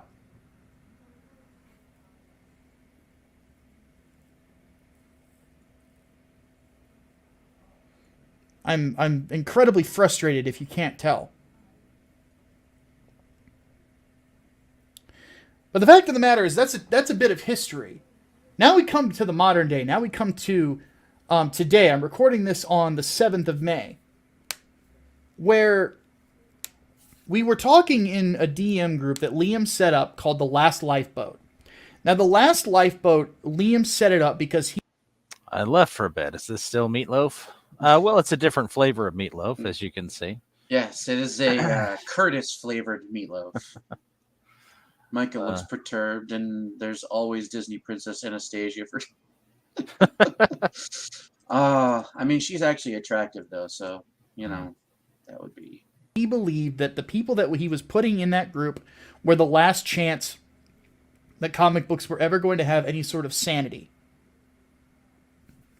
And what it ended up being, instead of like a place for us to share ideas and help each other promote and things like that, instead of that, it became a DM group where all we were doing was trying to keep Liam from doing stupid shit. Yes, like the time he went off on There was the time that, I know I've told this story before, but the time Liam, myself, Micah, Cider, and I think the other one was Lidl were in chat, and we were talking in voice about, I don't remember what we were talking about. And then Liam just fucking comes out of nowhere and starts talking about Ethan Van Sciver and how he's fucking evil and he could ruin Ethan Van Sciver's career. And it just got real awkward real fucking fast. It got real awkward real fast. The Odie thing being one of those things. You know? Because what Liam's inclination is, whenever it comes to anything, is he wants to put himself on a cross. Literally, he wanted to do that. That was DreamWorks, and it sucks. Oh, I probably haven't seen that since it was new. And portray himself. What? Anastasia was DreamWorks? I don't remember that. I don't know. I haven't seen it since I was a kid, so yeah, you know, there's that. Me neither. As some sort of a martyr, as some sort of a grand victim. And yes, like all SJWs, he loves to play the victim. Well, it's, and I hate saying this because I love my grandmother, but my grandmother had the same false martyr complex. She would do something for people or do something to people and then be like, "Oh, I need my fainting couch." Oh dear. Piss poor Rasputin was a friend of the realm. Not an undead priest. Well, I don't know about any of that, but he is a very strong ale from California. Right. Your grandmother was a saint. My grandmother was a wonderful person, but she was insane. She had some serious flaws, but I loved her very dearly. Just standing up for himself and saying, "This is what happened." I need my fainting brick. Grandma is going nuts. Come here, Grandma. Oh God. Happened. This is what didn't happen. Let's move on. It took, guys, again, to rehash what I said at the beginning, it took 48 hours for people to get him to realize it's a bad idea to go spurging about what Odie was doing. Mm. That when somebody does something like that, you need to be smart, not emotional and running headfirst into it, thinking that you're going to somehow win. And I guess the lesson here is if you meet somebody like Liam, even if you consider them a friend or whatever, if they display this kind of behavior where they seem to be just bound and determined to fuck themselves over like, you know, like there's no tomorrow, you might as well just let them because they're going to do it anyway eventually. Yep. And in the meantime, they're just going to blame you for holding them back. Yep. Liam's idea of how to stop a train is to try to headbutt it. He's not wrong with that joke. That's a good quote. I know he's not we need joking. To clip that. Yeah, I know he's not joking here, but holy fuck, that's a good joke. That's definitely Liam's method. Liam using the fainting brick on Gus the Gutter Bird. Yes. Oh God, yeah.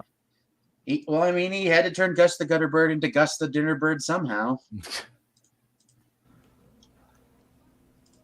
Basically. And you get run over every fucking time. Every time he ever did a sob stream, that was ammo for Spurgs. Every single time that he talked about how his life was so bad, that was ammo for Spurgs. Every time he talked about people trying to destroy him, it was ammo for Spurgs. So on and so forth. I'll say this right now. There are people every single day, ever since Comicsgate has started, that have tried to harm the ability for people to make money. But that has been something on the internet for a long fucking time. Yep. And the wrong way to go about it is to whine and try to play victim.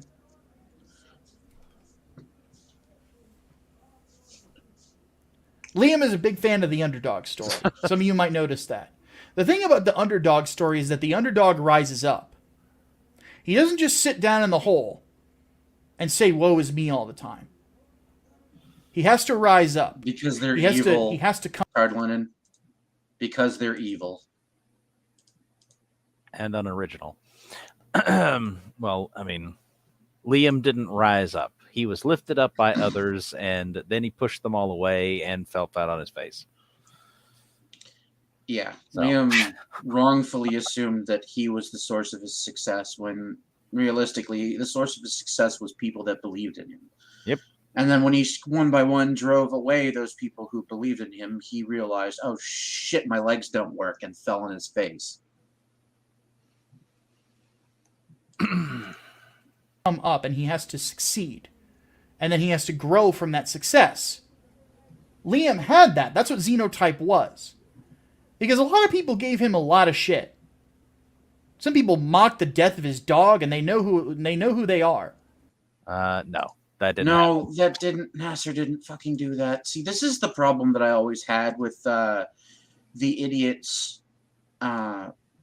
Even when I was in Liam's camp, I didn't believe the shit he was saying.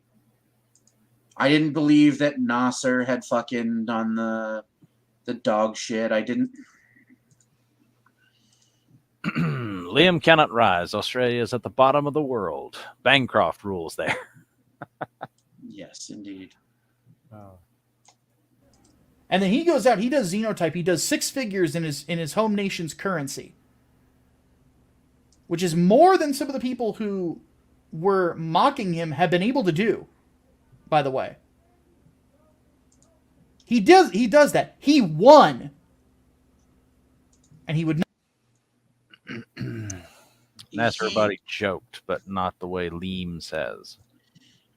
Yeah, see, this is the problem. Like, this is why autistic people shouldn't be allowed on the internet, Micah. And yes, you are the autistic one in this scenario. You don't understand jokes. And you think things that are dark are not jokes. No, that's objectively wrong. Gallows humor has always been a thing. If you think the jokes that were thrown at Liam are dark, you should see the shit that grunts say to each other when they're in fucking combat or after a combat or shortly before a combat. Like, army people who are deployed have some of the most deliciously dark jokes I have ever heard in my life. Not speak like a winner.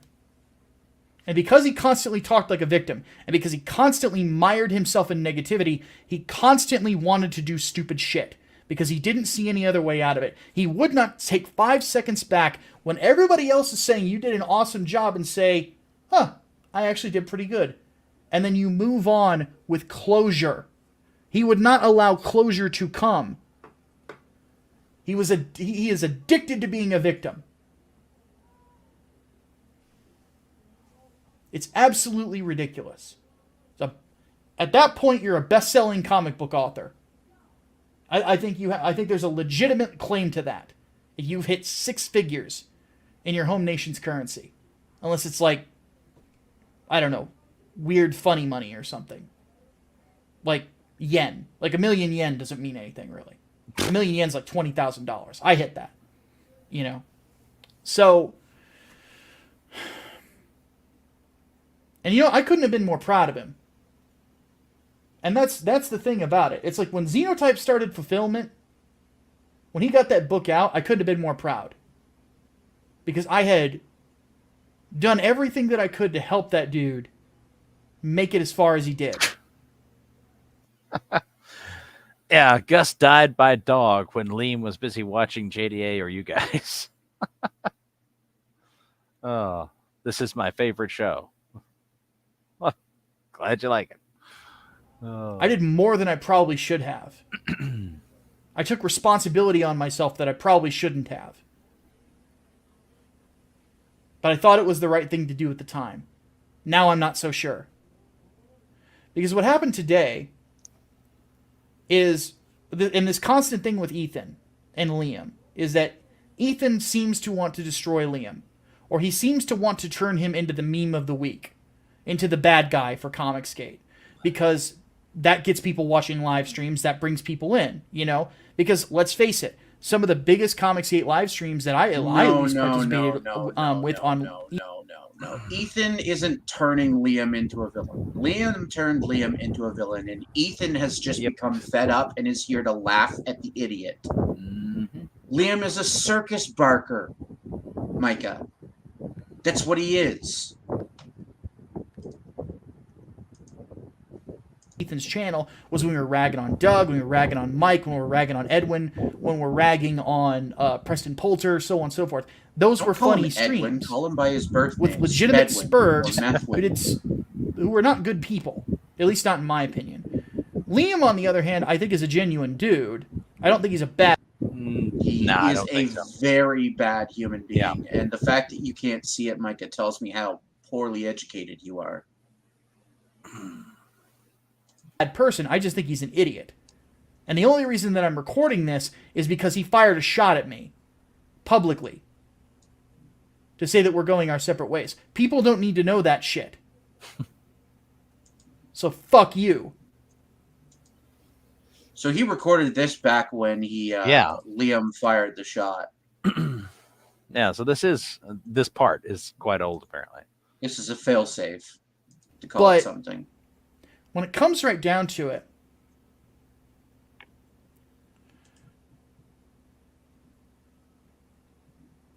Ethan wanted him to be that next guy. I could tell. And it had been happening. Did he want him to be, or did he just recognize that, yeah, he's going to be? So I as well just embrace it.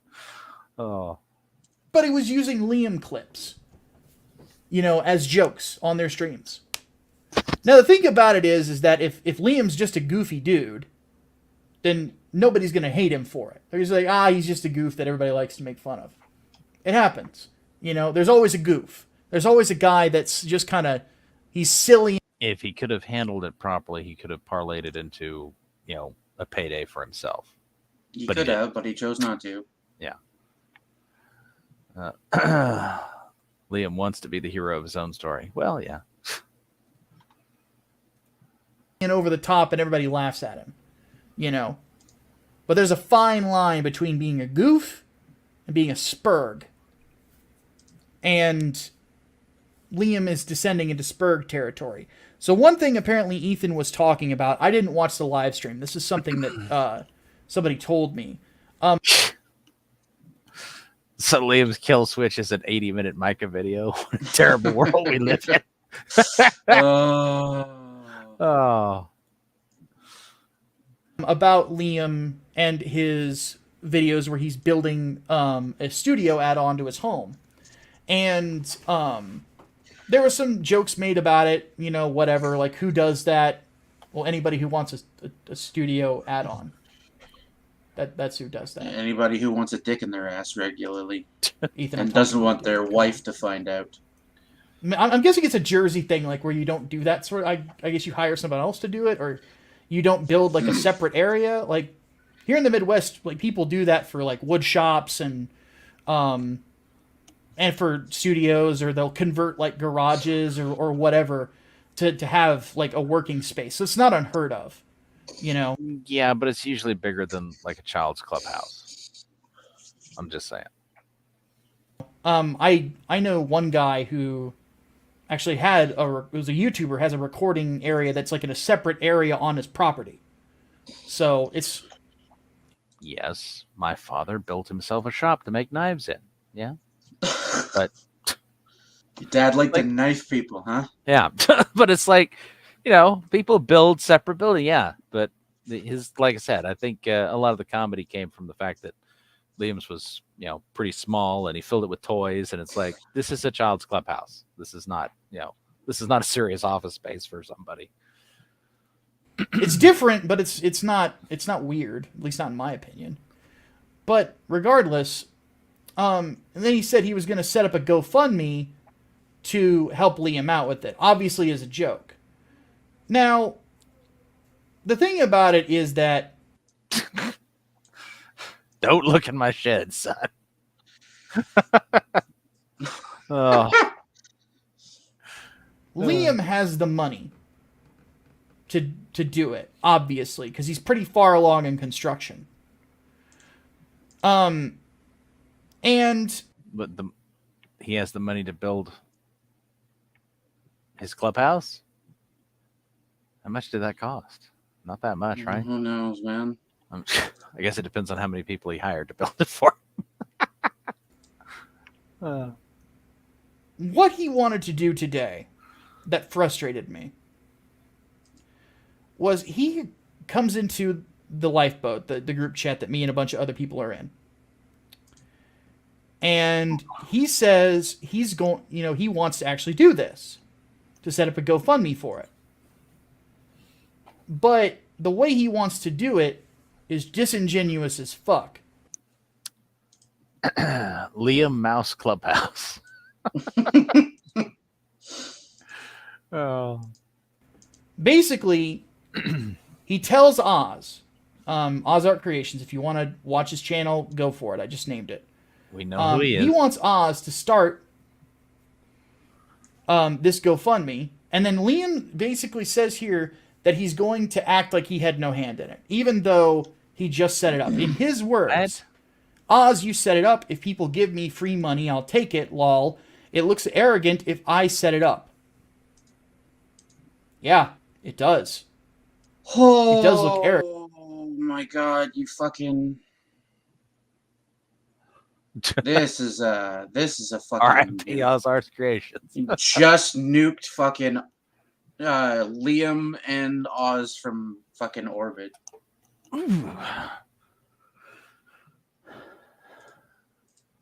Good lord. I know we can rebuild after the fallout ends, but holy shit, Micah. Oh. Again, but at least you would be honest that you're looking for some extra cash. But instead, you have Oz do it like he's one of your fucking lackeys,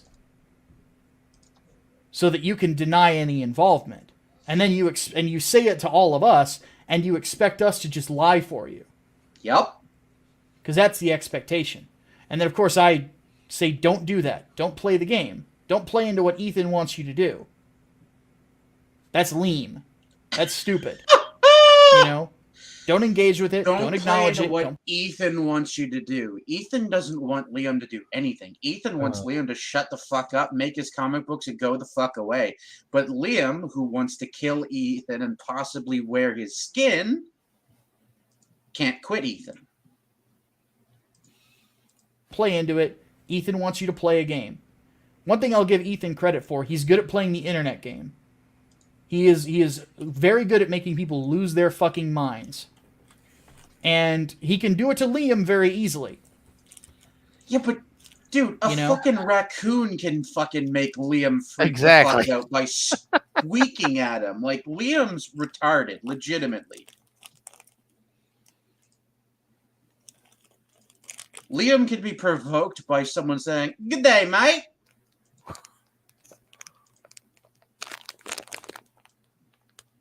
And at the end of the day, the only way to really beat the game is not to play it. Because it's always a trap. And I said, don't fucking do it, man. Because it's not worth it.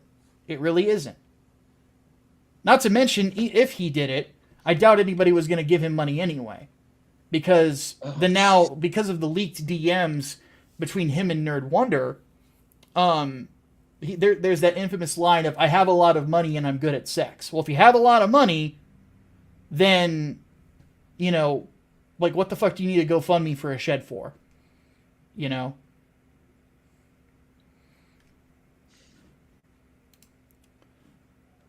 it goes forward. He says, I'm not going to mention it. Oz can just launch it. So again, he's going to be disingenuous about the fact that he told Oz to do it. Say it was his idea because he heard the stream about it and money is money. I will take it. If they do a ton of lifting for me and give me free money, I don't care. I'll take it. I can use it to pay more artists. Again, incredibly disingenuous. He's basically expecting, because he's telling several people that he's going to do this. Several people that this is going to happen. And some of them you will see in these screenshots, because I left this group shortly after this conversation that you see right here. Because I wasn't going to stand for it. I'm not going to fucking lie for people. I am not anybody's yes man. Shit.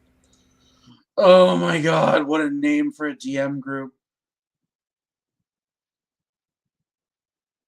If I wasn't going to be a yes man for Ethan Van Sciver,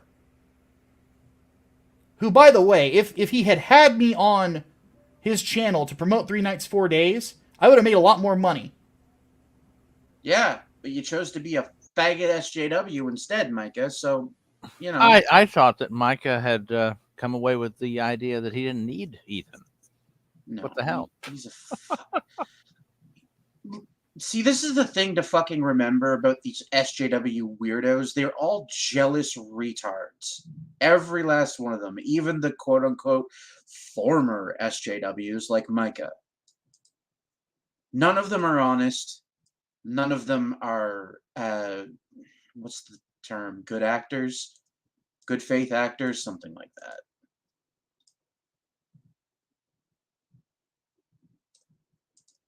No, they're all fucking evil.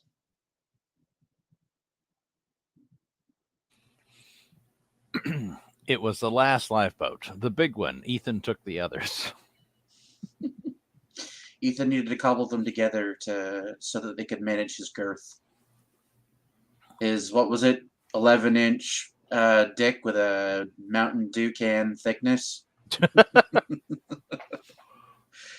Fucking everybody on the stream laughed and said, "Geez, poor Andrea."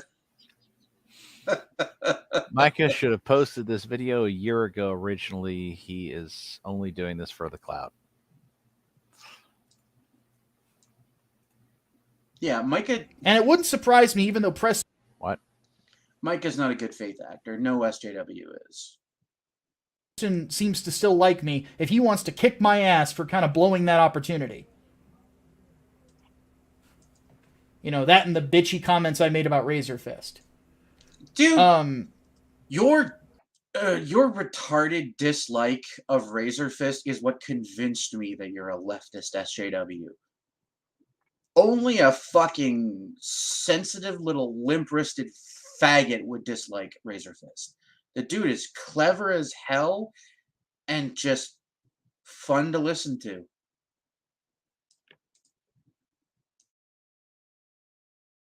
Yes, Liam does indeed sing Whitney Houston's "I Will Always Love You" to pictures of Ethan.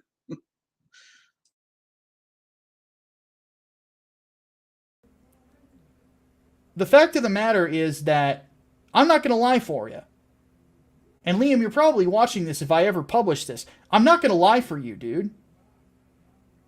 And you shouldn't expect somebody, if they are your friend, to lie for you. You did lie for him. You ran defense when he was lying about the Odie shit. You didn't tell the truth in public. A lie by omission, Micah, is still a lie.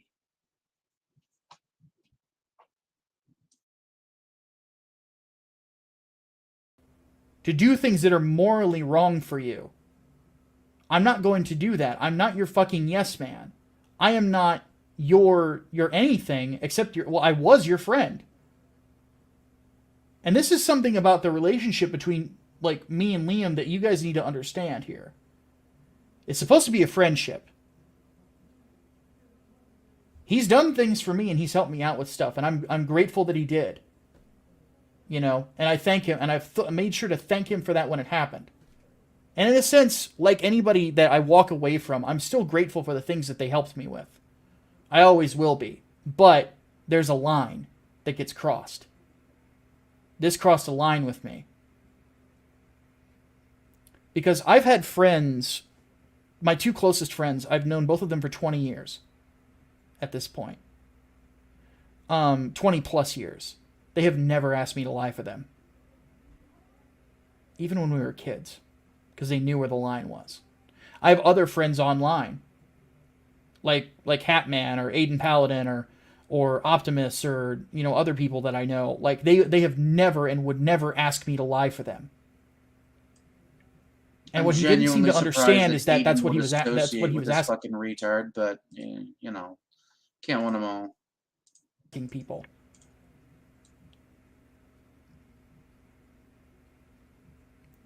And then I say in there, it's disingenuous as fuck to tell Oz to launch it in here and then act like you didn't. And you know that. That's something Doug TenNapel would do. And it is. I mean, Doug TenNapel did that shit all the time. He would, you know, basically encourage people in a passive-aggressive way and step back from it.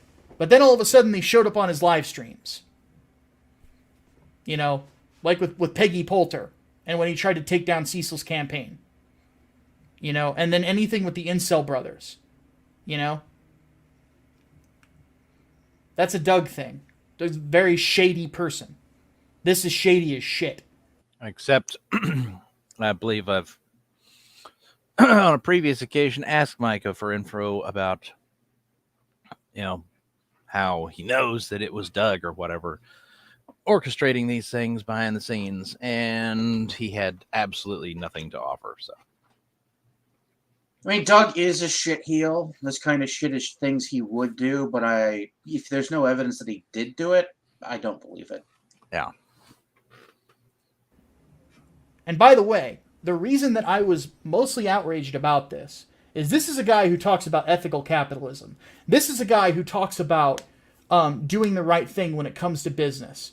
To be honest with people, to be honest with the customer. If he has Oz start a GoFundMe under the pretense that he had nothing to do with it, he's deceiving the customer. He's deceiving you. Yep. And given the fact that a lot of Liam's audience wouldn't be there if it wasn't for me endorsing him in the first place,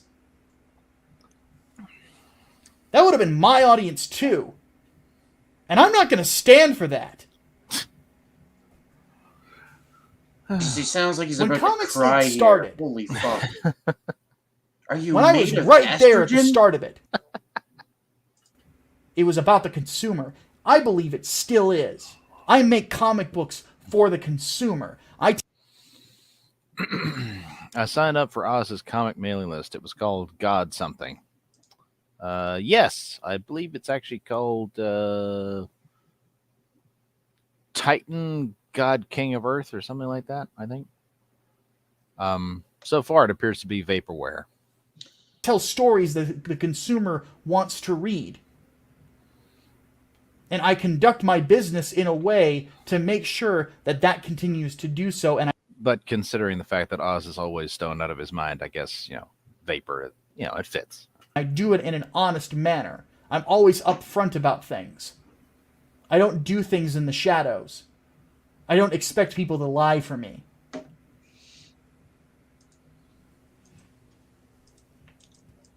But that's what this is. This is not ethical capitalism. So I left the conversation after this. But I was sent the rest of these by someone else. And by the way, it's not just me who said this is a bad idea. And isn't ethical capitalism the sort of thing that mostly only commies talk about? Yes. Because it kind of presupposes that, just capitalism, there's something wrong with that. It's idiotic, and I just fuck off. Yeah. One person who asked me to name them when they said it was a bad idea is Lidl, who was the colorist on Wonder Island. She's not anymore. She said, "You do this, I'm out." He's dead set on it. So she quit. We're going to find Lidl work. Me and my friends. The friends I still have. And Lidl's one of them. That girl, I love her to death. She's awesome. Well, I mean, I can say that she's fun to play video games with. I don't know much else. We got people taking care of her. She doesn't suck at Monster Hunter, which is, nice to see in fucking fellow gamers. But you lost a colorist over it. You might have destroyed future prospects with very talented people that were also in that group. because you can't get your fucking head on straight. You won't listen to people who know more about this shit than you do. No one knows more than the lamb. Yeah, that's the fundamental mistake you've made here, Micah. You assume that he does not believe he knows better than you and anyone else who's giving him advice. Early to bed, early to rise. Yeah, man. Sleep well when you get there, John Castle.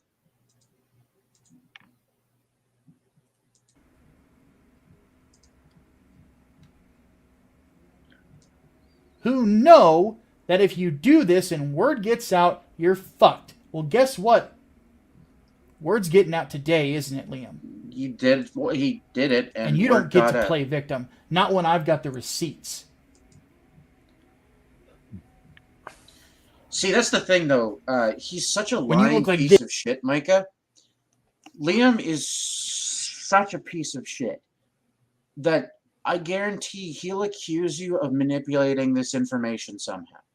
He'll accuse you of using inspect element to change it, or he'll accuse you of using proxy accounts to make it look like it was him. He's not gonna, like, take this lying down, dude. He's gonna come at you.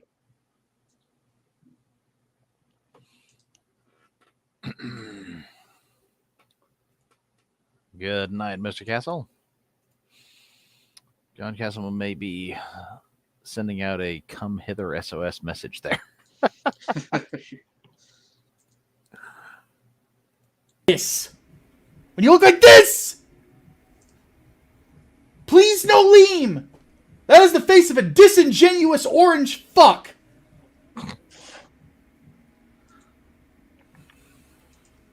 And I don't look like that, thank God. I might have a second chin at the moment. I might be losing my hair. But at the very least, I'm an honest fat man. No, you're not. You ran interference for Liam while he was telling the lies, knowing that he was telling the lies. You are not honest. Night all, I'm off to work. Yeah, have a good one, Turd Lennon. What the fuck, dude? I have never gone from pride to be associated with somebody to shame so quickly. Ever. It's incredible.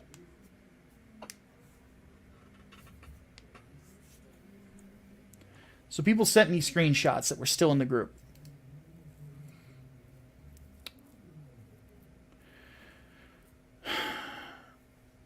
So he says here, so why didn't anyone bitch or complain about me mentioning crowdfunding back when I did the second or third building video when I said I'd put people's names on the studio?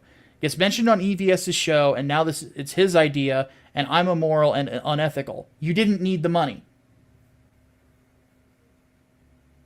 You didn't need the money. That's the end of it. You didn't need the money. Are you sure about that, Micah? Or are you just basing that on Liam's claims of being wealthy?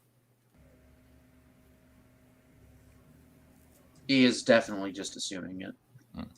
It gets mentioned on EVS's show, and now it's his idea, and I'm immoral and unethical. Yeah, because you wanted us to lie for you. Fuck you. No, we shouldn't be expected to. And he says, as for legal quitting, fair call. Everyone who has no trust in me, leave. I'm sick of being treated like a fool. And you are a fool. I'm sick of being treated like an fool. That should not. This idiot fucking claims to be a writer. Fuck my life. Know. Oh, it's beautiful. A fool, Liam. A fool, not an fool. A fool. being taken advantage of by people. Dude, there ain't nobody in that group who took advantage of you. But you sure as shit took advantage of me. You slapped me in the fucking face every single time I tried to help you. Every single time I tried to stop you from doing something stupid. Well, you shouldn't have bothered. Nope, he shouldn't have, but he's retarded, so... I got a channel with 18... After the second or third time I realized Liam couldn't be tar-wrangled, After the second or third time I tried to tard wrangle Liam, I realized he couldn't be tard wrangled, and I just stopped. I just started laughing at his fucking idiocy. Close to 18,000 fucking subscribers, dude. Millions of video views. I got a podcast that people love watching every fucking week. With a fan base that's fired up about what I'm doing. People who choose me. Based purely on what I offer. Not because of somebody else's recommendation. Not because of some... Micah, Liam was like a son to me. Yeah. God. Oh. Something else like that. It's because I give them 100% all the time, and I make sure my head is straight, so I'm doing right by them. You do not do that. And when I try to show you how to do it, you slapped me in the face. More than once. You took advantage of me, Liam, not the other way around. Ah, yes. This is a friendship and Two employment. faggots arguing about who is the bigger victim. Thought I was arguing about who was on top. I mean, Liam's a habitual pillow biter, so... Me needing to be Probably leashed and Micah. treated like a mad dog or an idiot, I do not want it. The only reason ever that people tell you not to do things is because it's a stupid fucking idea. Yep. He's full of And them. you have said yourself in the past to us that you like to bounce ideas off of people. You like to explore them, see how this is going to go. Well, sometimes, Liam, you're going to come up with an idea and somebody's going to say, that's fucking stupid. That's life, dude. Nope. Let's keep going.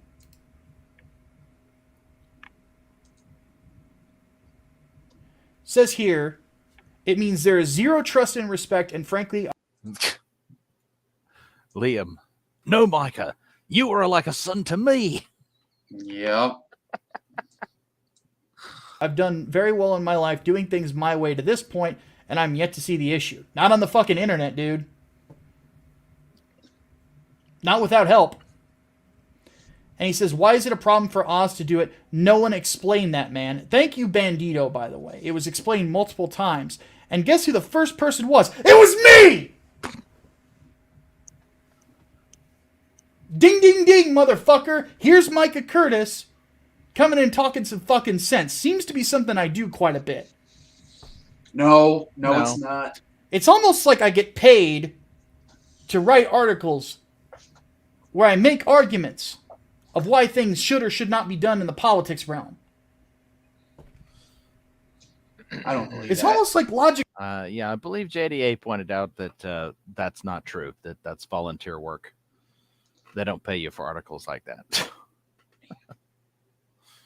It's kind of something I use on a daily basis.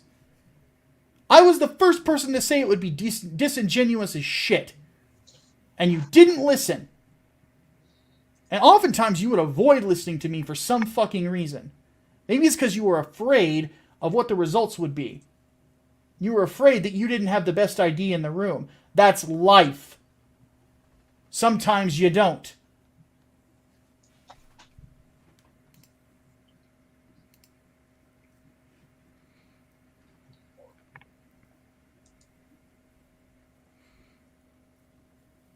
And then Bandito thankfully speaks sense. Says, considering that everyone has said something about it, I don't think it's right to put it on us. It's dishonest to have Oz set it up and then say you have nothing to do with it. Which, again, that was what the problem was, because you would be doing it under false pretense. And he says this was not honesty in what way? And again, he purposefully misses the point whenever you talk to people. Just so you guys know, if you ever...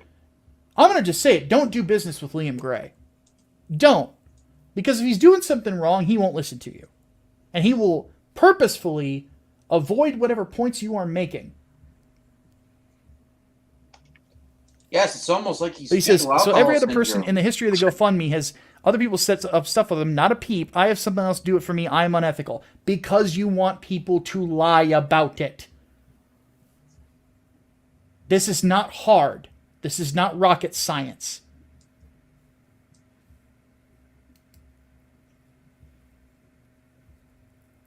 So Bandito goes on to talk sense into him a little bit. And then he goes back to being a victim. Well, poor little Liam. Poor Liam. Woe is me. Everybody else gets to do things, but I don't get to. Shut up. Shut the fuck up. Whiny bitch. He is a whiny little bitch. Yep. It has nothing to do with other people getting GoFundMes made about them. Jeremy Hambley got fucking assaulted by somebody. Other people have lost jobs. Other people have been harassed by people. What have you, like some people made fun of you on the internet. Boo fucking who? Yep, exactly. Boo fucking who? I'm so hard done by. Like, just constantly, everything I say and think is retarded. I'm sick of being treated this way. Here's a clue. Here's an idea. You don't want people to treat you like a retard. Stop acting like one.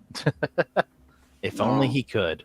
Yeah, he can't stop acting like It's one like because going it's not an act. He is retarded. Into a pig pen, rolling around with the pigs, walking through town, everyone tells you you stink, and then crying about everyone telling you that you stink. It makes no fucking sense. You're being willfully ignorant. And for what? So that you can feel righteous? So that you can feel like the smartest guy in the room? Sometimes you're just not. Sometimes you just don't have good ideas. That's life. Get over it. Liam Come up with a rarely better has good ideas. Yeah.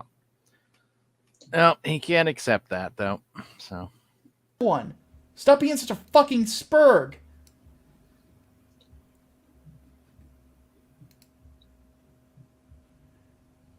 And then more whining. I'm under a microscope. Everything I do, especially when I announce my books, you be talked about by EVS and the others. Yeah. I'm pretty sure that he said something similar. I don't remember how it was worded exactly when he emailed me. When he was trying to talk me out of doing videos on him, which I did for a while, you know. But, I let him know I reserved the right to continue doing it. But yeah, he said something about that. Something about being under a microscope or whatever the fuck. Pad. Welcome to the life. Sorry, it's just don't have to play that. It's just something for you to watch later if you don't want to play it. Oh, okay. Just got a call. The machines are down. Might be an hour or two. Guess I will stay. Well, glad to retain your viewership and company. It's a shame that the machines are down though. I know how that goes. I remember a couple of times my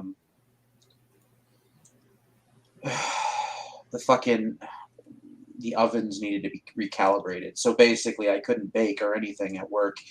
What we had to do was we had to turn the ovens on, let them run for a certain interval, and then test the temperature with a thermometer and see what the heat was actually at, so that we could recalibrate the ovens. Because the ovens were like, can't remember if it was 30 degrees hotter or colder, but it was a 30-degree difference, and that's a big problem when you're trying to bake.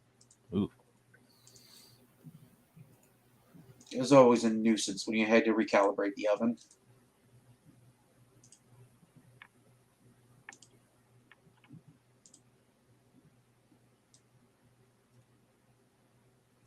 On the internet. You got in somebody's sites, dude. And you wanted to be in Ethan's sites. You wanted to go on his show. You told me as much. And you had thought that because you had spent so much money on shit for Iron Bright doesn't work at a concentration camp, by the way. Yes, I am not baking Jews or gypsies. I am, yeah. Or homosexuals, or yeah. Are we going over? I'm absolutely baking homosexuals. Oh no, I'm absolutely baking homosexuals.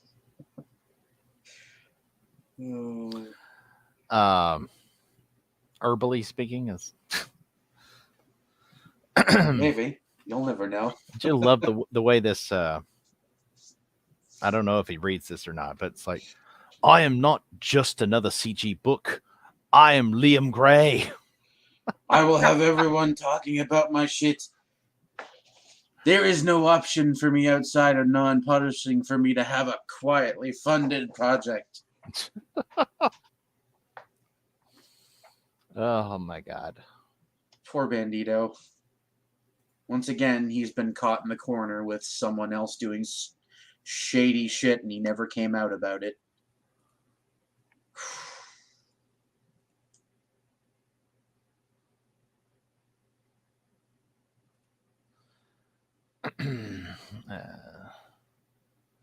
The idea I would release my next book and EVS and what is that?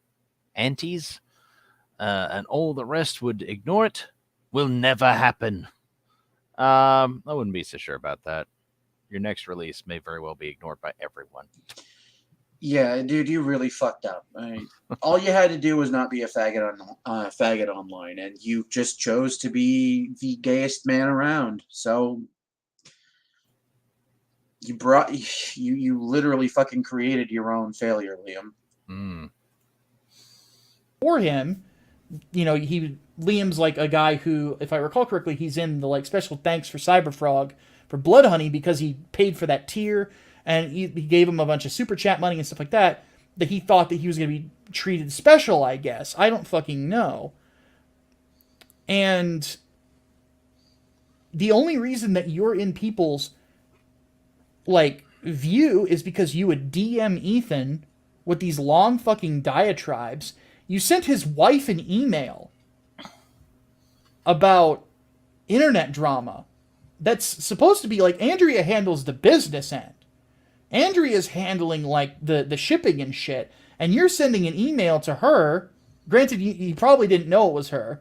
You're sending an email to her that Liam's just creepy enough to know that it was her. Fucking upset about you. Yeah, it does seem like he makes a habit of trying to contact people's wives. I don't know what that's about. Shit. Yeah, dude. I told you when you sent talking to Shelley Lepresti on Twitter, publicly, of course, on a thread, and it made me really uncomfortable. I was just like, this is another dude's wife. I don't really want to be talking to her. That you Liam, shouldn't on have the other sent hand, it, didn't I? And you didn't listen. Oh, Shelley, let me slide into your DMs. Listen.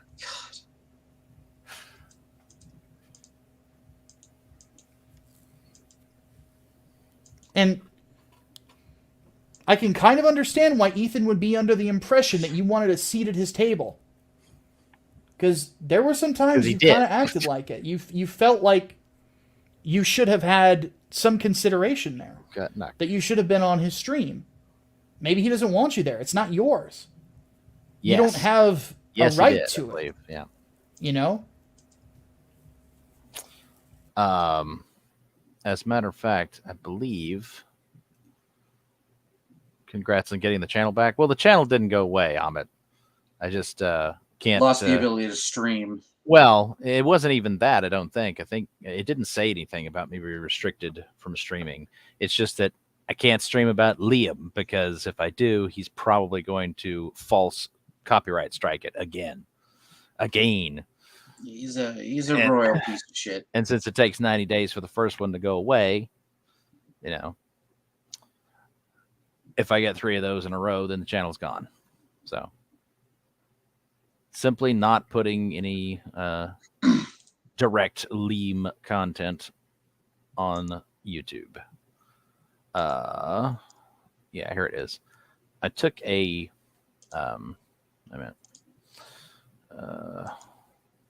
okay, talking about Russia. I did take a screenshot of something that I don't know what kind of voice Ethan was doing. It was weird. He was doing like this combination attempt at sort of half-assed attempt at an Australian accent, but he was mixing it with his soy voice or whatever, and together it's like, I don't know, it just I didn't care for it. So I took a screenshot of this. So okay, so this is Liam DM to Ethan on or around the 22nd of June of 2020. So it seems, he doesn't put any fucking commas in here. So it seems, which is why I thought it was important we talk off air about this, because I'm getting things from people who are in your inner circle sending me quotes without context and making it look like you are trying to interfere with my business. Like trying to poach Odie away when you knew he was in an exclusive contract. I'm not sure that anybody knew that, did they? Whatever. Nobody knows. I have been dealing with people hacking me and fucking me and stabbing me in the back, and I had hoped, honest to God, we could just talk out the stupid shit for 5 minutes, but it seems that even just getting mutual understanding is too much. You've got this weird perspective of me and are treating me like a weirdo when I've only ever tried to be decent and do right by you. It makes it hard. Yes, I'm sure it makes it hard, Liam. He's definitely hard when he talks to Ethan. Oh, God. You refuse to even acknowledge your words have weight. And that's you, Liam. You're refusing to acknowledge that Ethan's words have weight. And that saying I was going to turn anti-CG on that stream hurt my business. I do think I was owed a conversation, like men at the very least. You're not a man, so. You told me you would be adding me to the creative groups and didn't. Then I had people coming to me telling me things, and it's natural I would be paranoid given the current climate. Yeah, I believe Ethan said that he was, he really dodged a bullet on not adding Liam to any of his DM groups. I just wanted to be real with you and real talk, guys. I just wanted to be real with you and talk like normal humans. You can't do that, Liam. You don't human very well. Yeah, I was considering adding Liam to some documents for my my tabletop, and I'm really fucking glad I didn't in the end, because what a retard he turned out to be. Please enjoy Father's Day, and I am sorry for disrupting your Father's Day. It was not my intention. So, yeah. God. Like, I can't even imagine how screwed over I would have been if I had fucking let Liam into those documents to look at the shit I'm building. Good Lord. But you sold a bunch of books without him. Oddly enough, Liam, if he would stop whining for 10 seconds, could be just proof positive that you don't need to. You could be in or around Comicsgate and be a successful guy if you have the right idea at the right time. You know? I mean, I promoted 3 Nights, 4 Days. I didn't go on Ethan's show. And I made more money on that than I did with Inglewood Book 1. You know, like, it's possible. And that should be a good thing. Now people are just going to look at you like a guy who had too much too soon after this video is done. See, and you just continually whine about people having eyes on you. Okay, and Bandito makes a good point. Why add to the scrutiny? Yep. Why would you do that? Like, if you're under a microscope and you're not comfortable with being under a microscope, you're not comfortable with all these eyes on you all the time, waiting for you to make a mistake, why would you make a mistake? Why would you willingly make a mistake when you've got all these friends around you telling you not to fucking do it? Because he's smarter than all those friends. Liam doesn't have friends. Liam is more or less what people with fetal alcohol syndrome are low-functioning sociopaths. That's what they are. Because of the way their brains work. Yes. We take only high-functioning sociopaths. Yes.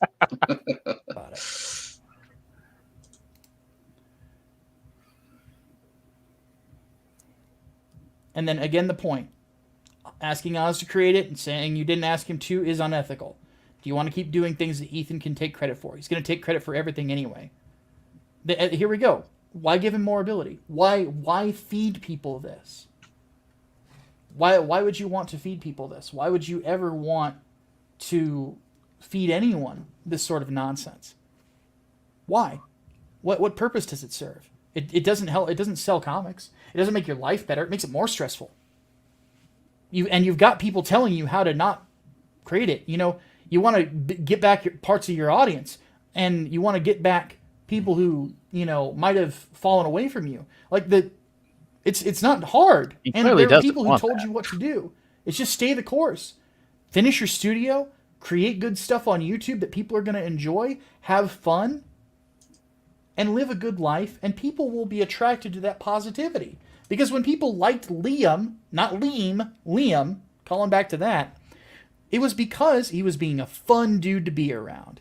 Talking about cool shit, talking about breakdowns and things like that. Like, I'll flat out say, and I'll give Liam credit for this, the interview that he just did with me not too long ago, talking about 3 Nights, talking about the narrative stuff, not just because he was my friend, but because we actually got to talk about the stuff that really interests me about the writing process, I love that fucking interview. Like, seriously, even though things are going to go sideways probably in the future, I'm still going to look on that and smile. That was a great interview. It really was. And I wish I could recommend people to go to Liam to do interviews and discuss things as a creator. I can't now. I just can't. Not if you're going to be this disingenuous. Not if you're going to be this fucking thick-headed. Not if you're going to be this much of a fucking spurg. And then here's his final words in this group he created. His supposed lifeboat. So the irony here, he creates something called the lifeboat. He invites a bunch of people to come into the lifeboat because he thinks that that's what's going to be able to save things in the future. Then when everybody in the lifeboat tells him to stop doing stupid stuff, he jumps out of the lifeboat. Yep. You always told me you were a student of irony, dude. This is pretty ironic.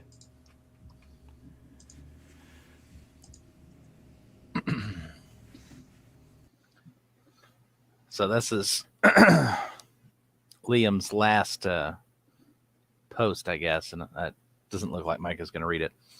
I'm also going to be leaving this group and focusing more on doing things myself. I started the lifeboat as a way for us to survive the storm, and it became more about my deficiencies and shortcomings. I need to be surrounded by people that say, yes, but what if we do X instead? And not, no, Liam, you're acting retarded.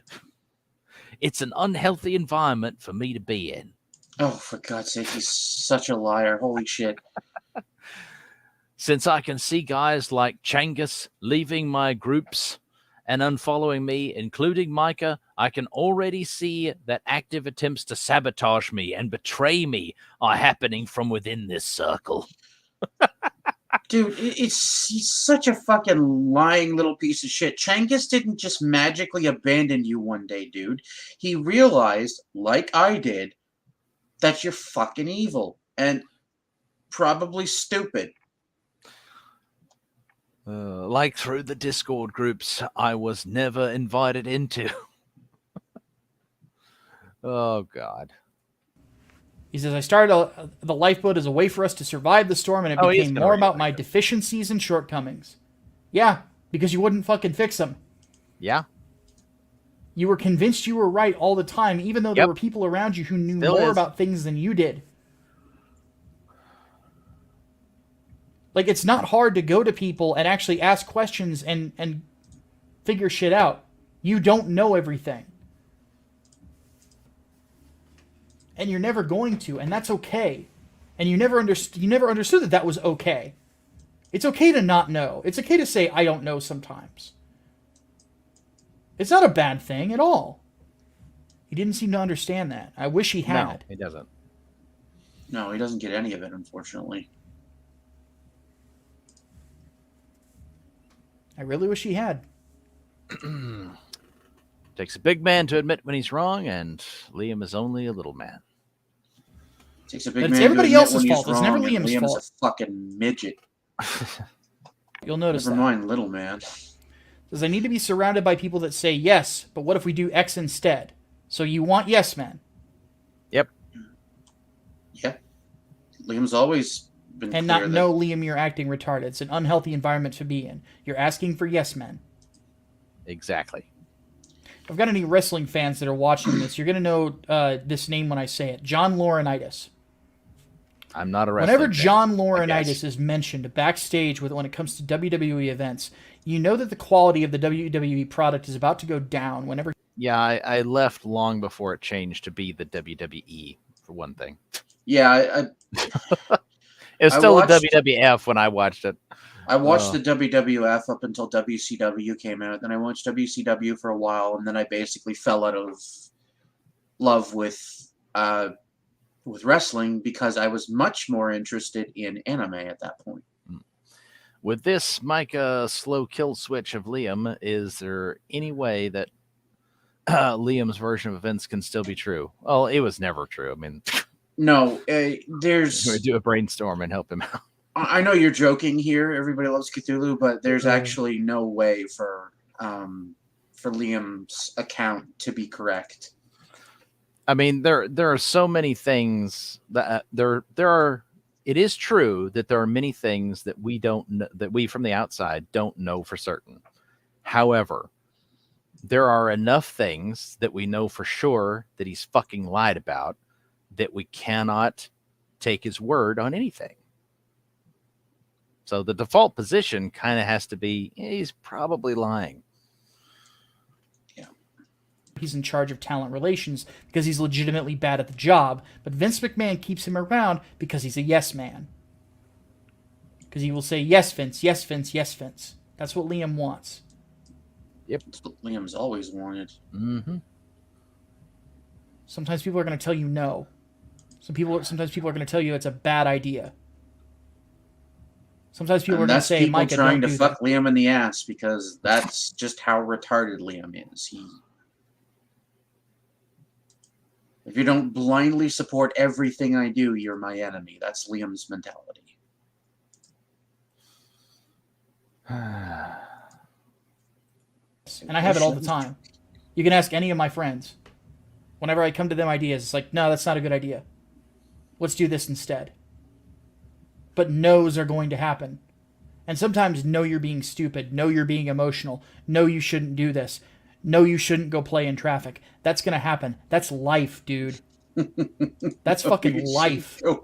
Everybody that you know, everybody of our mutual friends knows that sometimes that's going to happen. Not to mention, I remember one time he whined about Ethan going onto a stream, probably jokingly saying that, no, your friends should just always agree with you all the time. I don't really think Ethan really believes that. But, because I've been around Ethan when he's asked for advice, you know, and here's the thing that, one thing I will say about EVS is complimentary. Ethan will listen to advice. Yes, Ethan regularly listens to good advice. And if it's an idea he doesn't like, normally he'll say, nah, I'm not going to do that. And this is why. And he's always, you know, at least whenever I suggested things to him and they weren't good ideas, he's just like, no, don't do it like that. Do it. He's like, this is probably a better way to do it. And he was always pretty chill about it. Liam, this never happened whenever I was around Ethan. And that's the difference between you two, Liam. You both have huge egos. Sorry, Ethan, you do. You both have huge egos. Ethan regularly admits that. You both have so character deficiencies, like everybody else in the world does. Yeah. But the difference, and part of the reason that EVS is able to be successful is because he can actually be pretty chill about these sorts of things. And he can actually take a little bit of criticism. Sometimes he can't, but then again, that's true of everybody. Well, most normal people can take some degree of criticism without flipping the fuck out about it. Yeah. But I've seen the man take criticism and get better because of it. And on top of that, he's not the only one. Huh? Micah has seen Ethan take criticism and get better because of it? I think so. Okay. I mean... When did that happen? I mean... I don't pay that much attention to shit these other people do, so I don't know. No. I've seen a lot of other people take criticism for things that they're doing and listen and improve. John Malin's another guy. You know, Vinny Tartamella's another guy. You know, fuck Vinny Tartamella. Preston Acevedo. You know, like... I don't think he listens to critics any better than Liam does. Vinny Tartamella can fucking die in a corner. Probably why they're still friends, because they both have the same attitude of, fuck you. I don't have to listen to this shit. Joe Ball, like any of these people, I've seen people criticize them, and they take it on the chin, and they improve. Because they want to move forward and they want to be better. I'm not convinced that Liam Gray wants to be better. I'm not convinced that he wants to improve. Because he's already the best, Micah. You can't improve on perfection. Prove things. I'm not convinced that he wants to be the best. I think he's convinced that he already is. And I don't agree with that. He's very talented as a writer. He's very good. But the problem with Xenotype is it was decompressed as fuck. You know, not Bendis level decompression, but it's close. And that was a big flaw in it. You know? So, it's criticism you got to take in. It's criticism and we will never criticism take it. from your friends, that's people who love you. And not only that, this is the thing about friends. This is one thing that I've always said, that oftentimes I tell people this, I cherish my friends more than I cherish my extended family sometimes. Because my friends chose to be there. They chose to be there. They chose to be there. They chose to tell me something. And they chose to tell me the truth when other people might not. Because the fact of the matter is that it's easy to just let people fall, dude. It's very easy. It's hard to be a friend. It's hard to be your friend. No, it's not. It's not hard to be a friend at all. Just be a friend to the correct kinds of people. Of all the friends I have, I've never had a friend that has been harder to be a friend to than you.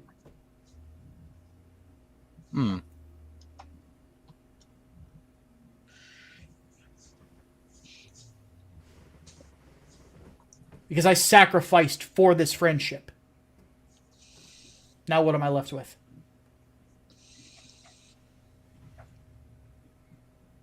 But this is what really pissed me off. Since I can see guys like Changus leaving my groups and unfollowing me, including Micah, I can already see that active attempts to sabotage me and betray me are happening from within this circle. Like through the Discord groups I was never invited to. That's a shot at me. You were never invited to my Discord because I couldn't trust you with a mod wrench on my fucking channel. My Discord is for mods and patrons. That's it. The people that are in there that aren't patrons, it's because they are moderators on my channel. So that we can coordinate, that questions can be asked, who's going to be able to cover what, so on and so forth. It's like a well-oiled machine. Because I know how to handle business. Which again is something else that I tried to advise you on and you never would listen to me. Even though I ran businesses. Managed businesses. I managed $1 million lawn service Don't try to company, dude. insinuate that Liam can't fucking run businesses. That's evil. I had 12, 13 employees. I had managers underneath me that I had to manage on top of the employees. Oh, wait a minute. He had 13 employees and he had multiple managers under him that are, I guess, included in that 13 employees? I don't know. He's doing a poor job of explaining what this alleged job entailed. If you got that many managers with so few employees, it's starting to sound like a government bureaucracy. Employees.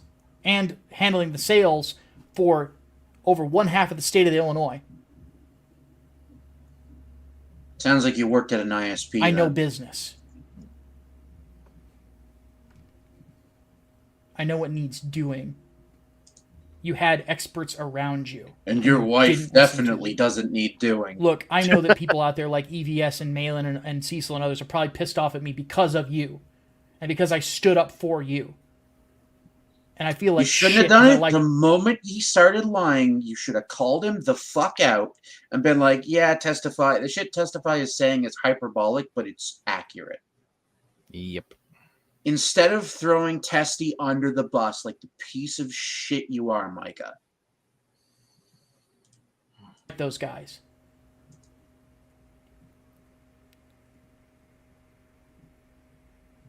Whenever I was around the people who knew stuff I didn't, I listened.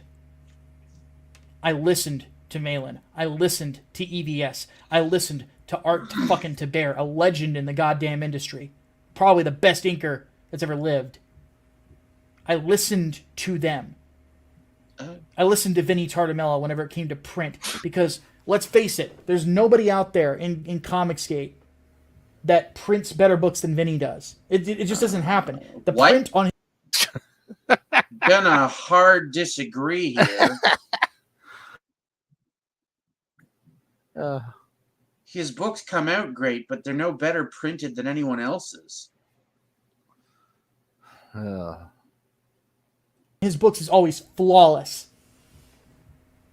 He's awesome. He's amazing. Flawless victory. I guarantee you I can find flaws in Vinny's books. Oh. Artist to boot. He's an okay artist. I listen to those people, dude, and you won't. You won't listen to people around you who know more than you do. I don't have this problem with other friends. People come to me for advice all the time. Micah, can you help me with this? Can you help me with that? What do I do? How would you do it?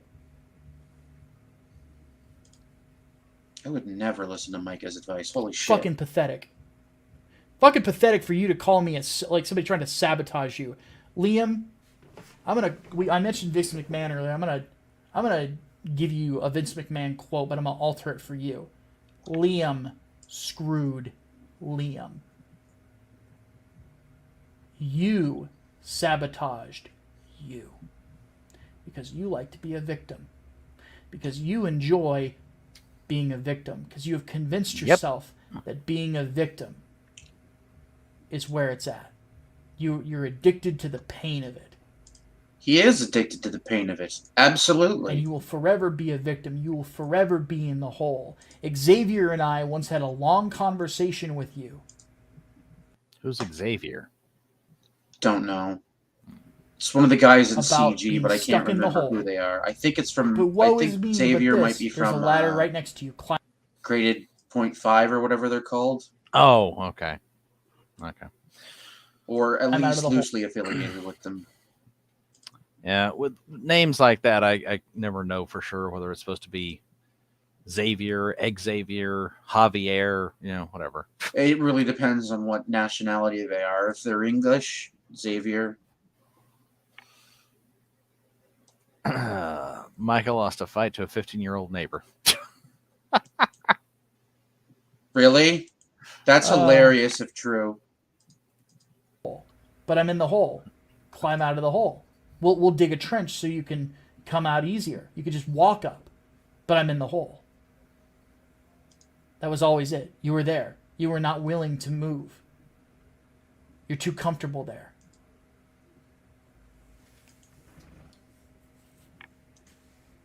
You're too comfortable with it. You're too comfortable with being a victim. You're not an underdog, dude. Just a bitch. You're not. Say it. Say it. Finish the thought, Micah, or are you too much of a pussy? Jabba repeated it. It Fucking has to be pathetic. true. How fucking dare you? Act like I'm sabotaging you and I'm betraying you. Up until you went on Twitter and publicly let people know that we were going our separate ways, which was none of anybody's business, this video wasn't going to happen. I had been convinced by several people to just walk away and let it go. And let you go and basically destroy yourself. Oh, well, that happened. Should have kept your fucking mouth shut. You destroyed you. Yep. All of the things that you complain about not having, your audience shrinking and things like that. You did that. Yep. People told you to stop doing the drama streams on Life with Liam. Liam, people are going to use you to just get into fights with each other. And it's going to be blood sports all over again. And that's what it became. No, I want to do the honest thing. And I gave you time. But I kept telling you, this is a bad idea. This is a bad idea.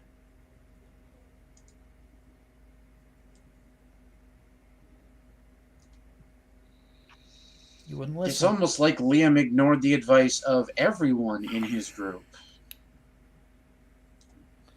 Yeah, even that really probably would have worked out all right for him if he just, stayed the course. You commit to doing something like that, then you just got to stay in it. And not apologize for it. I feel for Bandito here. Did he just say we were sabotaging him? Yeah, he did. Yes, he did. Yes, he did. Oh, I no! regret. What? Son of a bitch.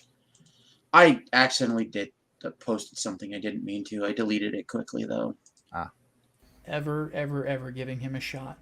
I regret ever recommending people buy Xenotype. I seriously regret ever promoting him. Reasonable. I do. And to any person that I got mad at or I insulted when I defended this guy, this guy who is no better than the people he says he's against. He's substantially worse, but... Well. I am sorry. I'll take the apology. I forgive you, Micah. Because I mean it. Yeah, that's... And what really hurt... That's acceptable. I accept that apology. Only a little bitch doesn't take apologies. What hurts me the most about this is that Liam and I had a book put together.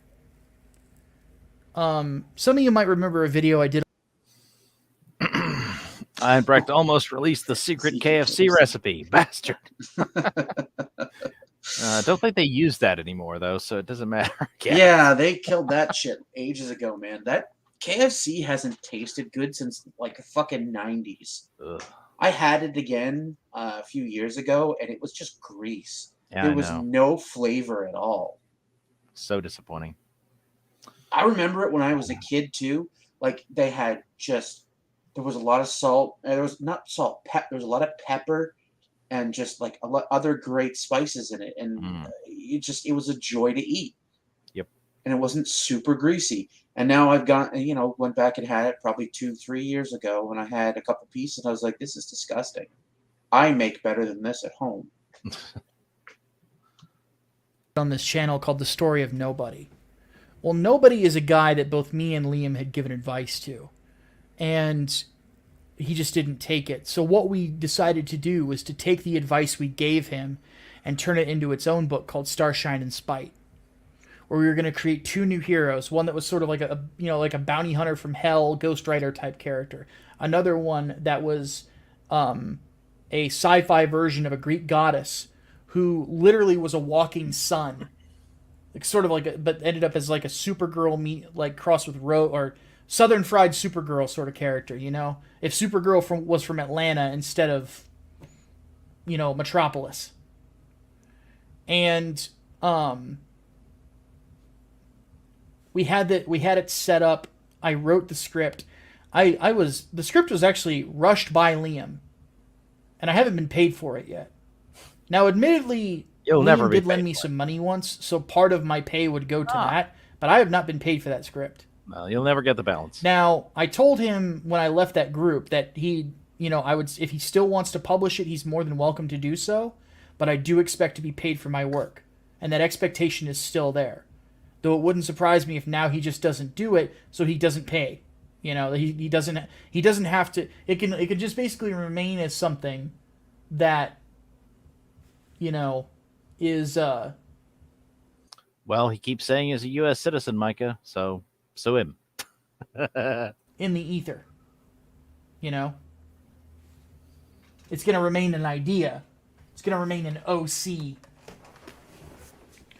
OC don't steal, something we criticized other people for. It's going to remain that.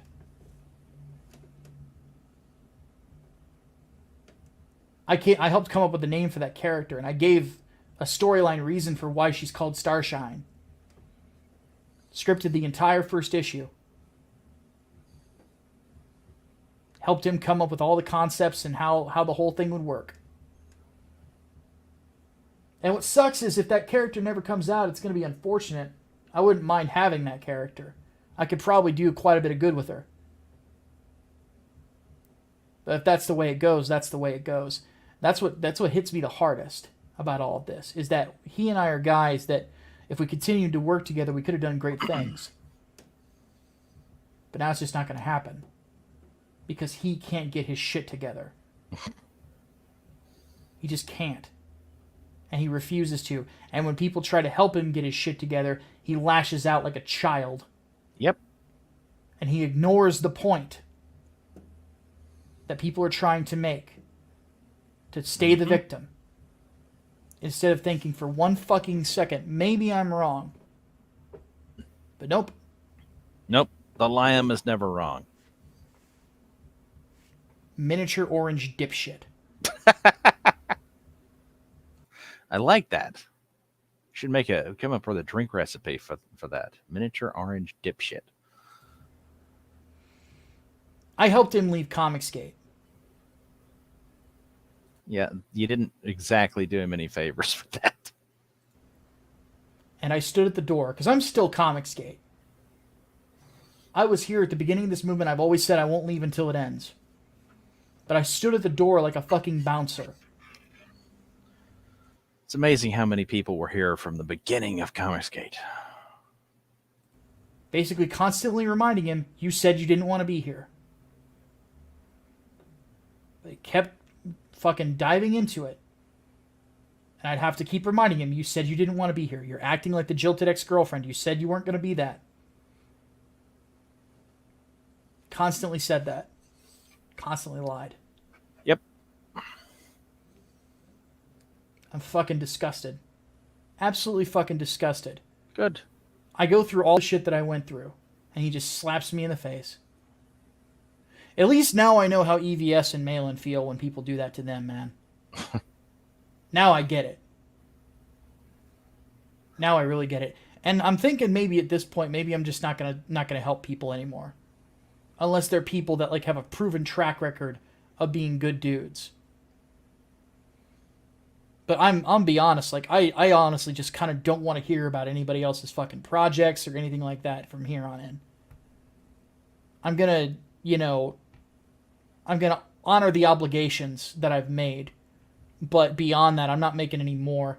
At this point, I'm just gonna keep making comic books that people like to read, and I'm just gonna leave it at that, man. I'm just tired of all the nonsense. It's not worth it. It's not worth it. So, whatever happens to Liam next, I really don't care. My money is that he is going to implode. He's going to be the next Preston Poulter. He's going to be the next Cheesy Rice Man. He's going to be the next fucking whatever. Edwin Boyette.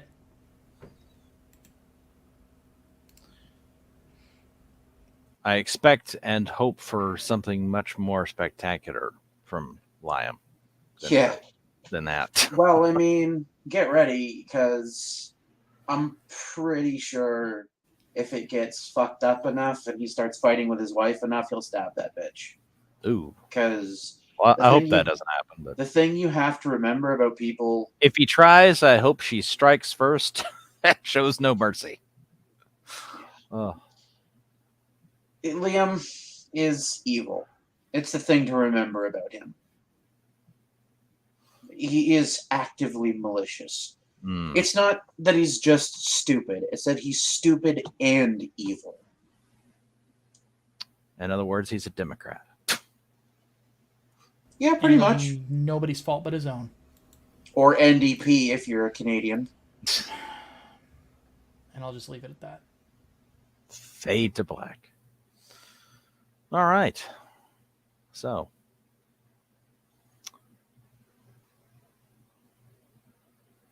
So what do you think of Micah's take on Liam there? I mean, his take is irrelevant. I really don't give two shits what he thinks about Liam. It's the factual stuff that he dropped that interests me. And thank you for that, Micah. You validated everything I was saying for the last year and a half. And everything Testy said for the last 2 years. So, yeah. Andy apologized for being a shithead to people that stood against Liam, so I'm down with that. I can forgive. I won't forget because I don't believe in forgetting, but I will forgive. But you accepted his apology or whatever there. Yep. I don't have to accept an apology from him because as far as I'm aware, he didn't go at me protecting Liam. Hell, I was probably still a vague fan of Liam's at the time that he would have been doing that still. But I think I know somebody who probably would like to weigh in here. Let's see. Yeah, here we go. In Xenomorph, what do you think about Micah Curtis? Time to check with the commander and see what's I don't know who that is. Some guy who got cranky because my book is published by somebody he doesn't like. Odd. That sounds a lot like cancel culture to me, doesn't it? My back. I think he might be cranky because he has to wake up every morning looking like that and having no talent. I think that might have a little bit more to do with it. Looking like a bearded fucking thumb every day. I'd be pretty fucking pissed too. Crusader Saracen. Pencil dick Politburo pube. Thank you. Fucking cancel someone on the left. Thank you for the $1. We already talked about Trump and the flu. Oh, hey, and did I mention Vox Day has done more for the right fucking before you were... Back when you were still getting your goddamn politics from Green Day, he was fucking writing regular articles for fucking WorldNet Daily, a mainstream conservative publication, by the way, and blow it out your narrow ass. Micah. Named after, like, he has a name like the 15th fucking kid in a Mormon family. Fuck off. Go fuck your second cousin. And shit like that is why I love Razorfist. Yeah, that was Razorfist's final thoughts on Micah Curtis. Well, I hope everybody enjoyed our first ever Meatloaf Mondays stream, and we'll try to do it probably. I don't, like I said, I don't do schedules very well or consistently. It's just always fucks up. But anyway,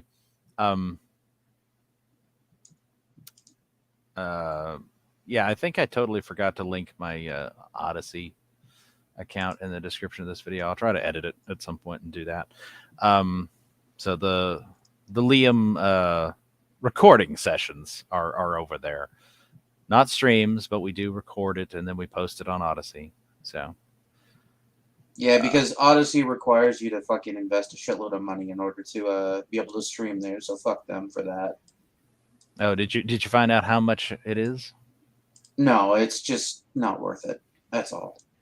It's the same with Rumble. Rumble wants you to spend fucking $50 a month to get a tiny amount of bandwidth. It's just like, yeah, fuck off. Oh my god. Catch the rest on replay. Yeah, if anybody knows some kind of software solution, or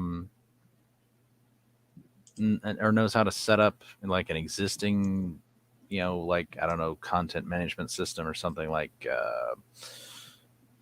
what is it called? Drupal or something, maybe something like that. If anybody, oh, there we go. Thank you, Fiona. So anyway, it's like, yeah, if somebody knows how to set up anything like that, or I don't know, if there's like plugins or something for even like WordPress or something that I could just put on any website and have my videos on there and everybody could comment on them or something, or even better, if there's some kind of way to like live stream to something on your own site or whatever. I'm looking into relatively inexpensive overseas hosting that hopefully will ignore any and all false copyright claims that come their way. So if necessary, we can do that and keep Liam from silencing us completely. Because I will not be silent. Well, I explained how he could make me stop. Like if he can convince me that he really is jerking off to Einbrecht and me EFAPing him, then it's like, okay, we're done. We're done. It's over. But short of that, it's like I will not be silenced. Fuck him. And I don't know. In future, we may actually try to do like more genuine food content instead of just the, sort of vaguely talking about it long enough to kill off the audience before we do something else. And I have no idea, whether we'll make this a for sure regular thing or maybe it'll be an irregular thing, and maybe it'll be a. It would be. It seems like a couple of weeks ago, or whenever the fuck it was, that we did pretty well as far as people, being around and able to watch when we did it more in the morning hours. So that may work better for a lot of people, and I don't know if I can manage that, but if it can be managed, then maybe it's something to shoot for. All right. Well, thank you all for joining us, and. We'll just do a short play out. Linkovich said, What? "Be careful what you ask for. The proof may be in the proverbial pudding." Oh God. Oh yeah. Let's not go there. Oh God. Anyway, we'll just do a short intro for outro. Perfect.